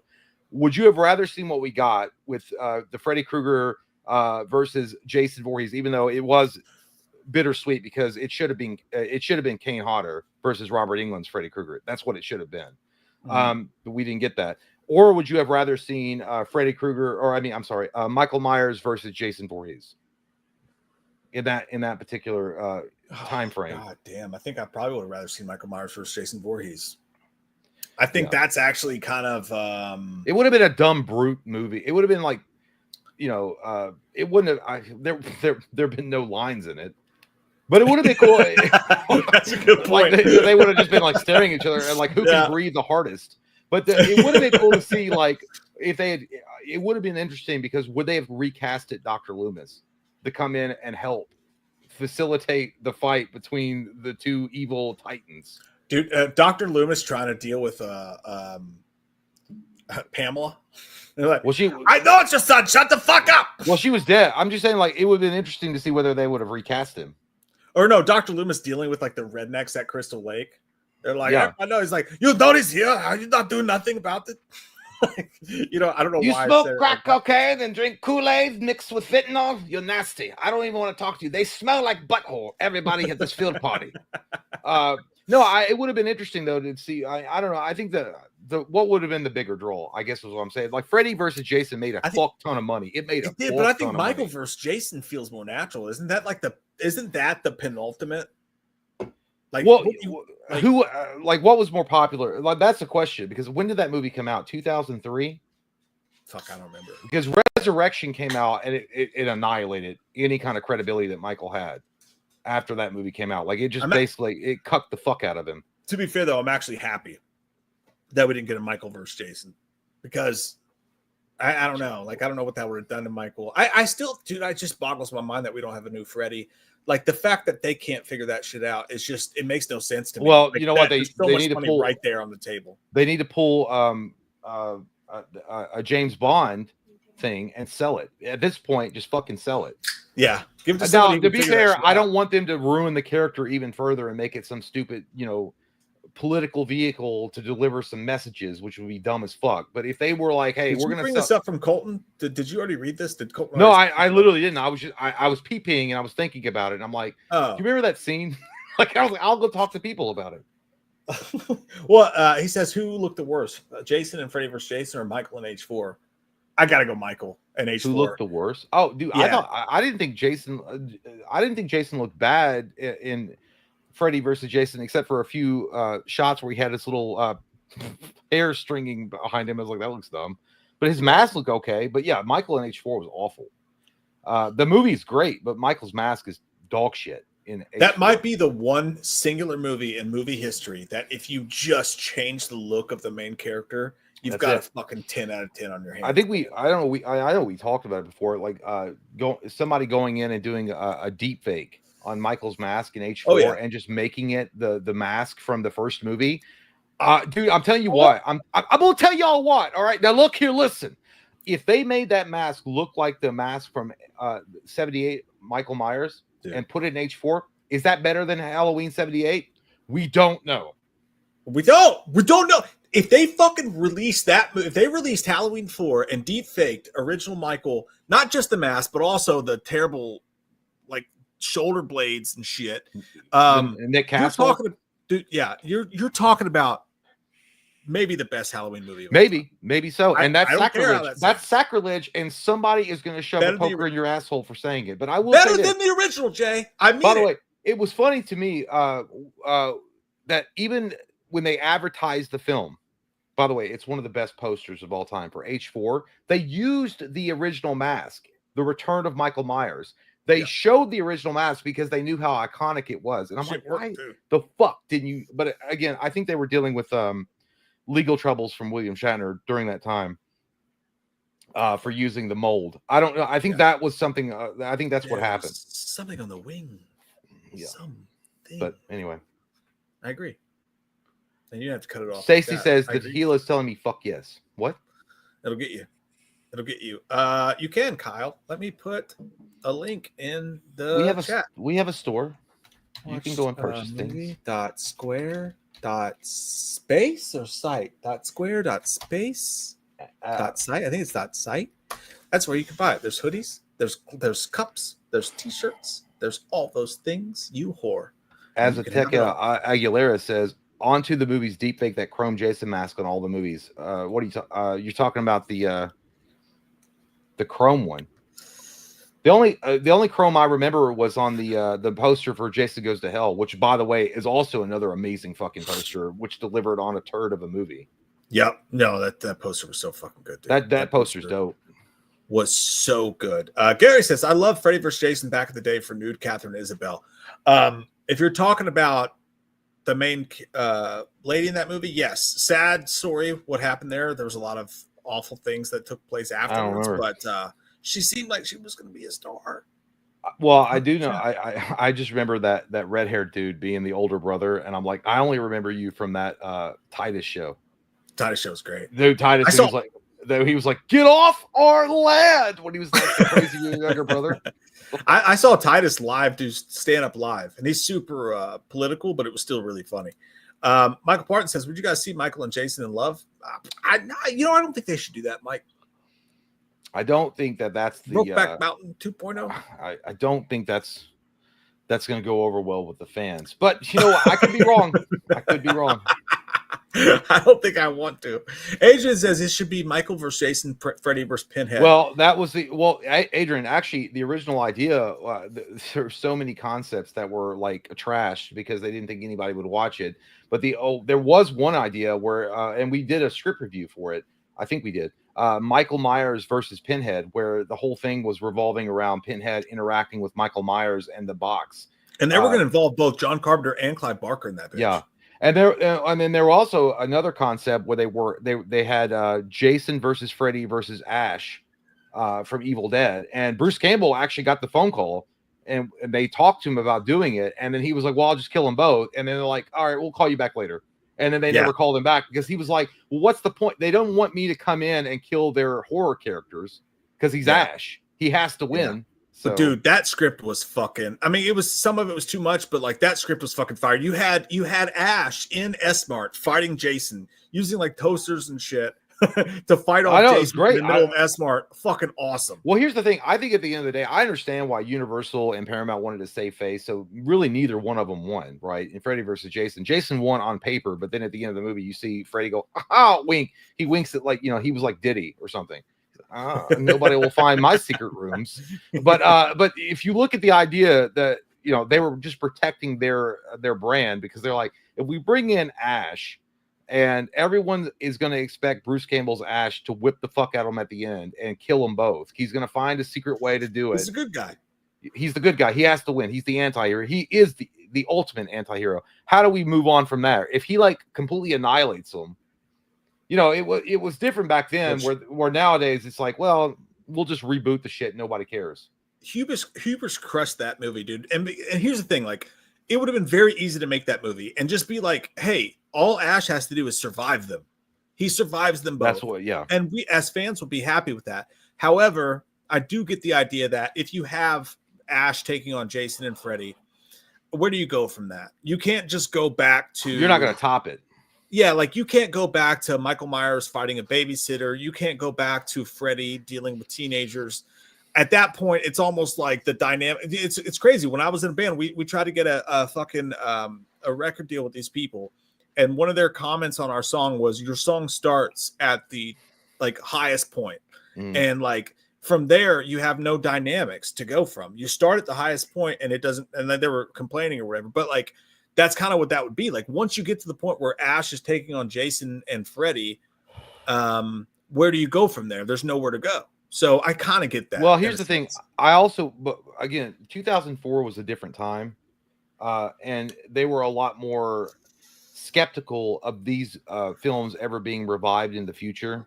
100%. I think that when you got to the point of Freddy versus Jason, they were like, "This is it. This is the end. This is the last little bit of juice we can squeeze from this lemon to get any kind of money from it." But you're right. But adding Ash into it might have been one of those things where they'd be like, I don't know, if he kills him. Guy of all time. But 2004 wasn't right? like it was 100%. But 2004, it was a totally different time for those characters. Like nowadays, it's like, well, we'll have a shitty trilogy like with the David Gordon Green, except the last one was really bad. But they could just reboot it in a couple of years, and nobody will care. Eric Hess, one for you. Cookie woman, walking down the street.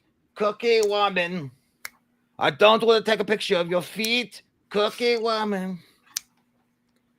I don't believe you. You're not the truth. You look like a bag of shit. It's true. Mercy. Most of the zombies said, "Hey guys, Eric Draven versus Michael Myers." I'm going to go with Michael. Sadly, Eric can heal himself, but can he heal from being H4 graded by Mikey? Listen, dude. The only thing I will say to that is it's an impossible situation because, and I hate this, but it's the truth. When you've got characters and they all fall into this trap, Michael, Jason, Freddy, Jeepers Creepers, you name it. Yeah. When they're bested by babysitters and teenagers, you know what I mean? Of course, Eric Draven's going to beat their fucking ass. Like they can't even kill Laurie Strode. Eric Draven's going to fuck them up. And nobody wants to hear that, but it's the truth. Yeah, and also Eric Draven has a unique ability to pass on his pain to the perpetrator, like he did.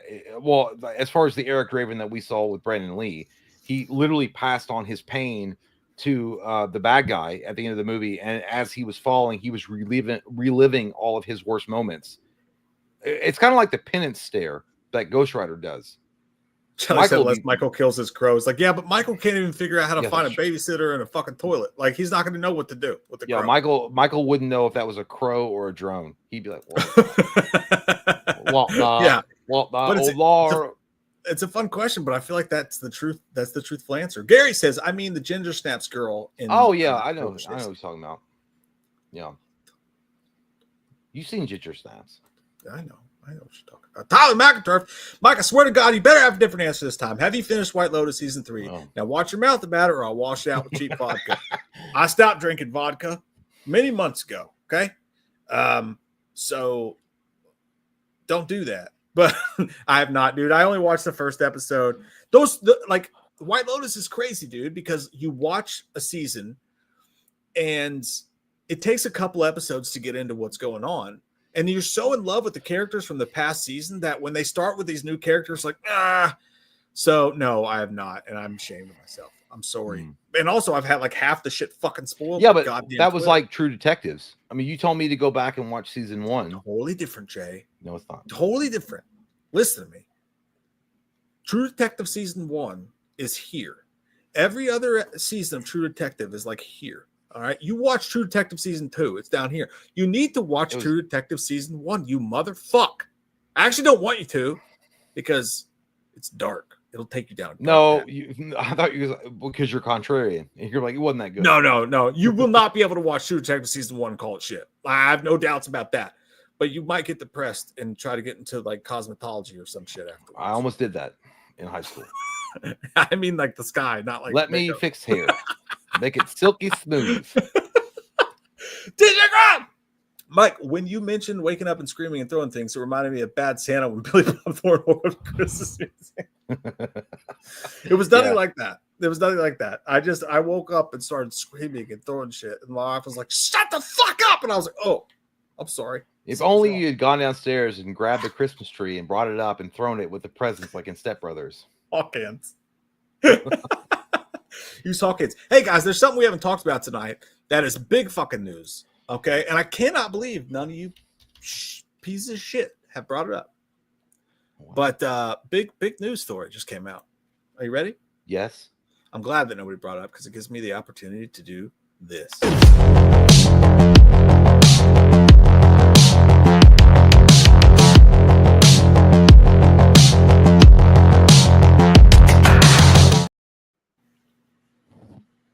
Oh.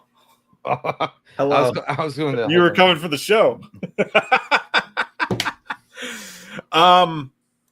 There is news on the Friday the 13th front, my friends. There is news on the Friday the 13th front, and it is glorious. Tell us. I will show. Crystal Lake, A24 and Peacock's Friday the 13th TV series is coming together for real this time. Ooh, okay. For real. I just got some reports that Brad Caleb Kane, who is the new showrunner, by the way, of Friday the 13th, it was originally supposed to be ran by Brad Fuller. Shit got weird as hell between him and A24. He left. Brad Caleb Kane took over. He is also, by the way, the showrunner for the upcoming Welcome to Derry series coming to HBO Max. It stands to reason that this news is coming out now because Welcome to Derry it seems like it's officially in its place. It's ready to go. It's set up. So now he can start focusing on this. And if so facto, now we have news. He posted this picture of what the fuck? Let's go. You know what? I'm just going to go back over here. He posted this picture of the script from A24 production draft and says Crystal Lake production offices are live. It's all happening. Machetes for everyone. And they say that the draft being posted on Instagram and announced that the show's production offices are now open for business. And that it seems like the show is literally about to start ramping up actual production. So no more, maybe not. They're about to start making this fucking show finally, officially for the first time. It's going to go into production. Yeah. Who was like, where's it going to premiere on? Do they who had the rights to stream or whatever? Netflix. It says A24 Peacock. It's going to be a Peacock. Oh. Okay, on the cock. We'll see. On the Peacock. I mean, that's cool to so this is the I get confused with Friday the 13th because so this one is the one that they're allowed to use Jason Voorhees or not. They apparently what they say is that they have the access to everything, all of it. Okay. However, it's starting as a prequel. It's going to start. They cast Linda Cardellini to play Pamela Voorhees. It's going to start as a prequel, but apparently it's supposed to delve further past a prequel and into current times. What can they? So they're allowed access to all of it, like his hockey mask, the whole fucking apparently, 9 yards. Yes, apparently they have it all. Okay, well that's great. So now it's all put into the juice in one cup. See, that's what I'm confused with because when the lawsuit was it was so mind-blowingly stupid. The whole thing was dumb. So when they were like, all right, well, you guys are allowed to use Crystal Lake and you're allowed to use this, that, and this, but Paramount was like, you're allowed to aren't they supposed to do their own thing too? I don't know. I don't know. All I know is that the last I heard, they made the deal in a certain way. Whereas they're allowed to use everything. They can use any character they want. They can use anything they want. They're good to fucking go. So that's the way I understand it. I might be wrong, but that's the way I understand it. So the TV show, the first season is going to be revolving around Pamela. So they haven't said, like initially, back when it was in the Brad Fuller days, they said it's going to be a pre-requel sequel, meaning that anything they could. What I'm hoping for, I think best case scenario is they start with a prequel, but even in the first episode, they time jump.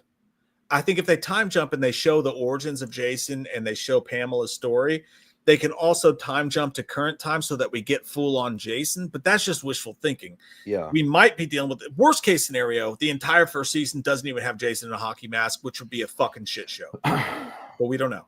Yeah. I mean, it's cool. I'm glad that there's something happening with Friday the 13th, but at the end of the day, I'm like, I don't really give a shit about Pamela Voorhees. I think we totally agree with nighttime. No one wants the Pamela TV. That's why, like, literally, I just said that nighttime. Stop getting in my brain and walking around. It's true. I don't care. Stop fingering my brain. Cardellini is hot as fuck, though. For sure. She is. She's hot as fuck. It's kind of gonna. I feel like it's gonna give me the same vibes as like watching the Bates Motel with what's her name as Norman's mom. I'm like, gosh, she's fucking hot. Like that's all you're looking at. But at the end of the day, dude, I don't care about Pamela Voorhees. I don't care about any of that stuff. I understand what they're doing and they're playing with, but I hope it's like 2 episodes or 3 at the most, and then we get into some Jason. I don't. You'll be right though. They could go like the first 3 episodes where it's like in the past, is it like the 60s or 70s or whatever, because they gotta like move it up a little bit because they want to make it current. And even if they do, say the first episode's an hour, 48 minutes long, right? And the first 20 minutes are, Jason's birth, whatever, Elias, the whole thing. But they all of a sudden go to present day, and we get to see just a group of campers being killed by Jason. That's all you have to do. You don't even have to add story to it. Just go to present day, and we see full-on Jason killing campers. People are going to be satiated. And then, you know what I mean? If they do that, I think we're in business. Yeah. But you're right, dude. If the entire first season doesn't show Jason Voorhees as Jason Voorhees, we are fucked. Yeah. And it's going to be ugly. There's obviously pockets of people that want to see the Pamela Voorhees story. Small pockets. A small pocket of poop. But they're there. Like that little stupid pocket in your Lee jeans that you can't even put like a fucking credit card in. Like that's the pocket in your Lee jeans that has a hole in it, and you lose things from it. But I don't think that's a smart move if they dedicate an entire season to that premise where it's just Pamela Voorhees and her adventures through Crystal Lake, and then giving birth to Jason at some point in the mid-season, and then they do a time jump just very briefly, and then he's older, and then he he did drown, and then her going on a revenge for the last 3 episodes. I don't give a fuck about that at all. But again, it's all speculation. Tell the story where he came from, sure, but give us fucking Jason, man. We need it. Mind the gap, you're not crazy. There was a script where Jason's father was involved in it and shit like that, but then that whole thing got canceled. So I think it was Nick Acosta that did one. We even did a video on it, but like that got canceled. So it's still good news. Like I said, at least things are churning in the wheelhouse. That's always good. Dude, the only way this is bad news, and I mean it's real bad news. Worst case scenario, they put out the show, they put all this money in an A24 Peacock, all this shit. And then the show is all about Pamela and it's boring as fuck and nobody cares and it gets terrible ratings and it gets canceled. And then the dumb fuck shithead studios go, well, I guess nobody wants to see Jason Voorhees. I guess they'll put it in the blanket like Freddy Krueger for a while. That's the worst fucking scenario. Yeah. No one wants that. It's like, did they hire the scriptwriter from like a mechanic in Mayberry? Well, I just work on cars usually, but I like the Friday the 13th films myself, and I wrote a goddamn banger of a script. I'm gonna put Lisa Cardellina as Pamela Voorhees, and that's gonna be the entire show. She's hot, and we're gonna have Jason come in a little bit later on, maybe in the last episode.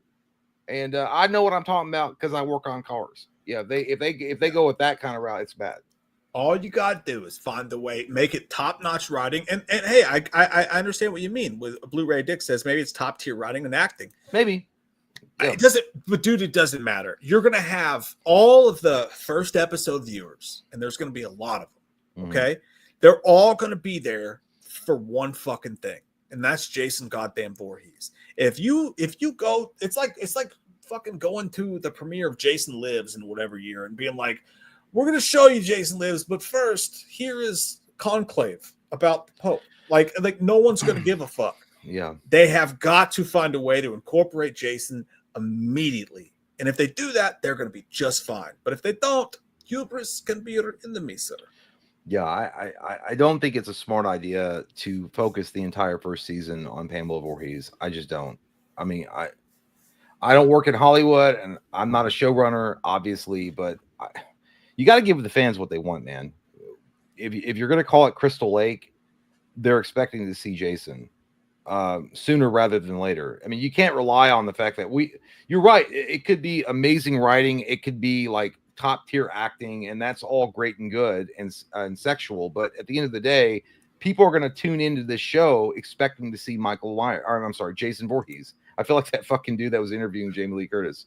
They're going to be expecting to see Jason at some point. So I don't know. I just feel like it's a bad move if they focus in on Pamela. Damn right. Gary says the new Eric Draven has the power to put his pain on us viewers. The new one, yeah, you're right. You're right. Absolutely. Who's the new Eric Draven? Skarsgård. You're right. Yeah, like the pain of losing money on a movie ticket that you'll never get back, and watching that fucking emo, goddamn driven. I liked Needles back in the day, and I hate them. Again, you want to give them enough credit to say, like, sure, they know people want Jason, they'll put Jason in here. But then again, look at The Crow. No, what people want is FKA Twigs with no eyebrows, running around talking about doing cocaine. I will give one thing: Skarsgård in that movie, he was built as fuck. Like he actually did work out for that movie. Good for him. Should have been in a better movie though. Take or leave it says, "Yo, send an email at 1 a.m. See it? I'm doing a live stream right now. Do a fucking live stream right now. I didn't see fucking email. Well, that's why his name is Take It or Leave It. I literally don't. I don't have an email from you, by the way. Tomo says the crack addicted Eric Draven, which, by the way, in the comic books, he was. I think he was a druggie. I don't remember exactly, but I think that they tried to get it closer to the comic accurate Eric Draven. But anyway, the point being, you can't remake that fucking movie. Okay. You can't. Brandon Lee was top notch. That movie is top tier. It can't be touched. It cannot be remade. You could have called it The Crow and just told a different story that wasn't Eric Draven, like they did with The Crow, City of Angels, and you decided not to because you're stupid. 100%. Papa Hatties. Who would have had it? Hey, Michael J. Can Chalice, Slenderman, and Dr. Loomis sing Metallica For Whom the Bell Tolls? Also, what's your favorite zombie movie and video game? It's a lot. God, Papa. It's a Give lot. me a pizza, Papa John's. You know what? You know what's funny about this, dude, is when I was in a band, the band wanted to cover For Whom the Bell Tolls, and that fucking sucks as a singer because the first goddamn 4 minutes of the song was don don don don don don don don don. And as a singer, you have to stand there on stage like. What do you think? Before we get into it, what do you think is Metallica's best song? Like, if you had to pick off the top of your head, just don't even think about it. What first song that pops in your head? I mean, you want to say Inner Sandman is the first thing that pops up, but I'm gonna go Saint Anger. That's gonna get hate. That's a good one. I think Saint Anger fucking rocks shit, dude. That's a good one. You flush it out. You flush it out. It's fucking great. I was gonna say, well, I would go with Inner Sandman. I would. Even though I know a lot of people are gonna they're gonna like pee all over your face for saying that, because like, well, that's the moment that Metallica sold out, because then it became a poppy. What Master of Puppets? Master, amazing. But also, I like the song that's like Whiskey in the Jar. Yeah, that's a good one too. I like it. But as far as like Who the Bell Tolls. Nothing else matters. The album sucked ass, but I thought Saint Anger was a great. Well, he asked what was our favorite zombie movie as well. My favorite zombie movie of all time would probably be 28. No, Shaun of the Dead. I know it's unpopular. That's a great one. It's probably Shaun of the Dead. Mine's Day of the Dead. George Romero's Day of the Dead. It's always been my favorite. It's a good song. As far as For Whom the Bell Tolls, if fucking Chalice was going to sing that, it would just be like, it would just be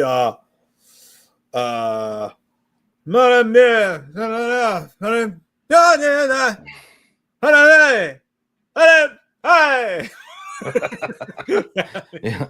You look like a blind man looking for their walking stick. I was also being the band doing that song. I was like, I didn't know the words. So I just fucking said shit. Albert Cook says Pantera blows away Metallica. Pantera, like I remember the Cemetery Gates was great, but that's the only Pantera song that I remember. Like, that's fucking awesome. I didn't know anything about them. I heard that one song. I'm like, they're really good. They are good. Can you give us your Loomis for Whom the Bell Tolls? That's what I'm looking forward to. If I could remember the lyrics, I would love to give you that. Just do the For Whom the Bell Tolls as Loomis. The toll it ringed, and that's who it's for. Micah Myers' funeral march moves forward, and nothing else matters.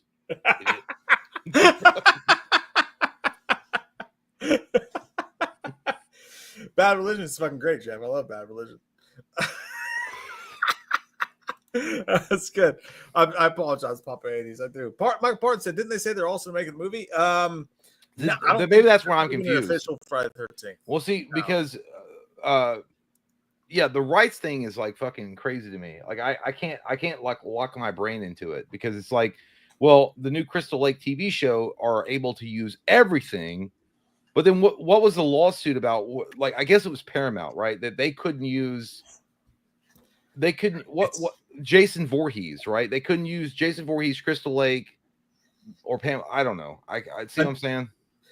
Initially, the idea was that one was going to be able to use so much, the other was going to be able to use so much, but apparently they got so many people involved in the show that the lawyers were able to like tie the two things together. So the lawyers involved in this were able to use everything. But as far as the movie goes, I don't think there's ever been an official movie announced. Well, here's a question I want to ask the chat here. What are you guys more excited for? The new A24 TV show that's getting ready to come out, or would you rather have a movie coming out? Movie. I do too.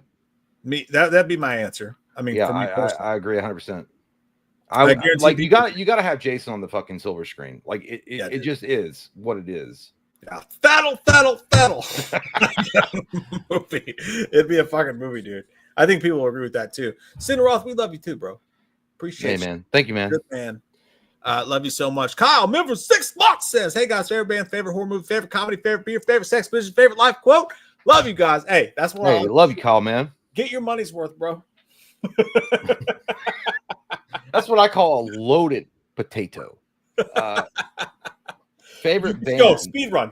Give it everything right now. Well, no, you go first then. Oh, I fucking put you in that. Favorite band, okay. 2. Favorite horror movie, Scream. Favorite comedy. Oh, that one's harder than I wanted it to be. Suck my dick. Hey, favorite comedy. I actually can't answer that. I'll say Wayne's World because it could change any day. Favorite beer. Favorite beer would be. I'll say Kona. It's not the answer, but I'll say Kona because I can't think of the one that I like so much that they have because it's only in certain bars. Favorite sex position, any of them with a man. Favorite life quote, be I'm a user and a loser, so I don't need no accuser, from Green Day. I only remember that because I wrote it in my notebook in 6th grade because I was a dork. And I love you too. It was a good time. Good time. Good answers. Favorite band, Def Leppard. Favorite horror movie, Halloween. Favorite comedy, Ghostbusters. Favorite beer, Michelob Ultra. Favorite sex position, when she says yes. Favorite life quote, hard work pays off, dreams come true. Bad guys or bad times don't last, but bad guys do. And by Kesha. No, that was from Scott Hall. Kesha wrote that in a song, I believe. That was No, but I used to have another one. Jonathan Winters was a poet that said nothing is impossible, or something like, I don't remember what it was. Impossible is just another of dream. I don't remember what he said, but yeah, that's Scott Hall. That's Scott Hall. Huh? What? Billy said, Chalice, you're not allowed over here again. My fish are pregnant and the dog is walking funny. He did it. He did it. It's not that I could fit. It's not that my dick's so small I could fit it in your fish. It's that I came in the fish tank and they ate it. And the semen is so strong that if you swallow it, you'll become a Power Ranger. And everyone knows that. Everyone knows that. Zordon. Zordon knows. United. Lord Dogtown says, I love you guys. Been here since April of 18. What movie would you guys rent out of theater for? Scream 2 style. That's a great question, too. Man, that is a really whole good theater. question. It's got to be a party. You have to have a theme. You got to fucking do it up right. What movie would it be? Oh, my goodness. What would be a movie that would be like electric? Like if you showed it for like everybody that got to go to the movie theater and you're going to walk out and you're like, holy fuck, that was so badass to watch on the big screen. But like with everybody like running around with masks and shit too. So like you don't have to focus on it. It's just like a party. Well, I don't want to say it again because I've already mentioned it. I would say Halloween 4.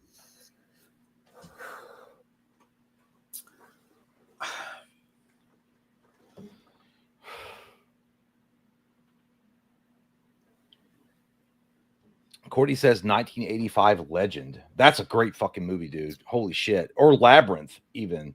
You remind me of the Babe. What Babe? The Babe. The power. What power? The power of voodoo. Who do you do? Do what? This is the Babe. If I had time to think about this, it would not be my answer. Okay? Oh, dude, I got it. Straight I was up. gonna say mine. What's yours? No, go ahead. You go. No, you. I was gonna say Rocky 4. Rocky 4. Yeah. No, yeah. I'm just thinking like costumes. Fucking accoutrement, all the shit.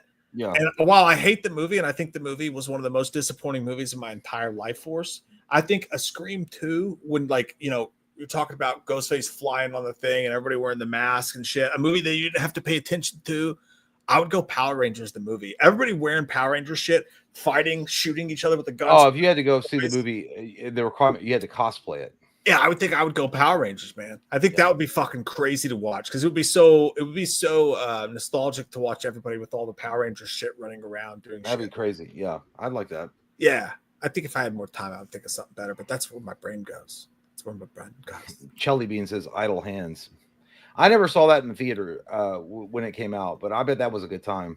It'd be fun to see with people. I'm thinking like festive wise. That's what Ghostbusters then. Oh, if everybody had the shit, yeah, that'd be fun, dude. Billy, Chalice, you're not allowed. Oh, you read that. Oh, well, I'm stupid, and we're caught up. David Nangle III says the Snyder Cut. Man, that would have been a fucking experience to see the Snyder Cut in theater. Holy shit! I mean, I saw Batman vs Superman like 7 times in theaters, dude. That's probably I probably watched that more in theaters than any other movie, which is kind of weird to say, but like I did. It was fun. Team NT, that would be good. Stacy said like Turtles. Oh yeah, dude. I missed that one. I saw Turtles 3 in theater. I didn't see the other ones. I did too. I saw Turtles. I thought Turtles. I love Turtles. I saw Turtles 3 in theaters as a kid, and like the turtles showed up dressed as turtles. That was fucking cool. That was awesome. Tomo says Jay wants to see the Ghost BJ on the big screen. That was weird to watch that though. Even as a kid when you were watching that, and the fact that you didn't know what was going on. Why is his pants being unzipped? And now why is there a lady in Victorian clothing floating above him? And then why does he go and then fall out of the bed? Not till later on you realize he was getting a blowjob from a ghost. You're right. It was weird. I took my kids to see the re-release of Ghostbusters in theaters, and when that scene came up, I was like, "Don't worry about it. Don't worry about it." As a kid, you don't really know what the fuck is going on. You're like, he's in like a Victorian time. He's dreaming. And his ghost is floating above him, and his pants unzip and unbuckle, and then he's getting a blowjob. It is weird as fuck, though. Like as you get older, you're like, damn. I'm also with Jelly Beans. Empire Records with a crowd who knew Empire Records would be so fucking cool. I just watched that the other night. That would be amazing as well. Guys, that's the stream. We are done here. We are men, and we are fertile. We have to go now. When I have to pee really bad, so I thought I could pee and come back, but like we're at the end of the stream, yeah, right? So, hey, it's been fun as fuck, dude. Thank you guys. Been a great one. Hey, what do you think? Friday, Saturday sounds better to you? Friday works. I mean, I don't care. Friday night, we are back. We are live. We are doing this again on Friday fucking night. Yeah. This has been a blast. We can't thank you guys enough for hanging out with us tonight. We love you so much. See you guys. Bye. Bye. See up. That's what people tell me. Oh, fuck, I'm by myself again. What do I do? Have you guys ever heard about Jesus Christ, our Lord and Savior? Because let me tell you something about him. There's a whole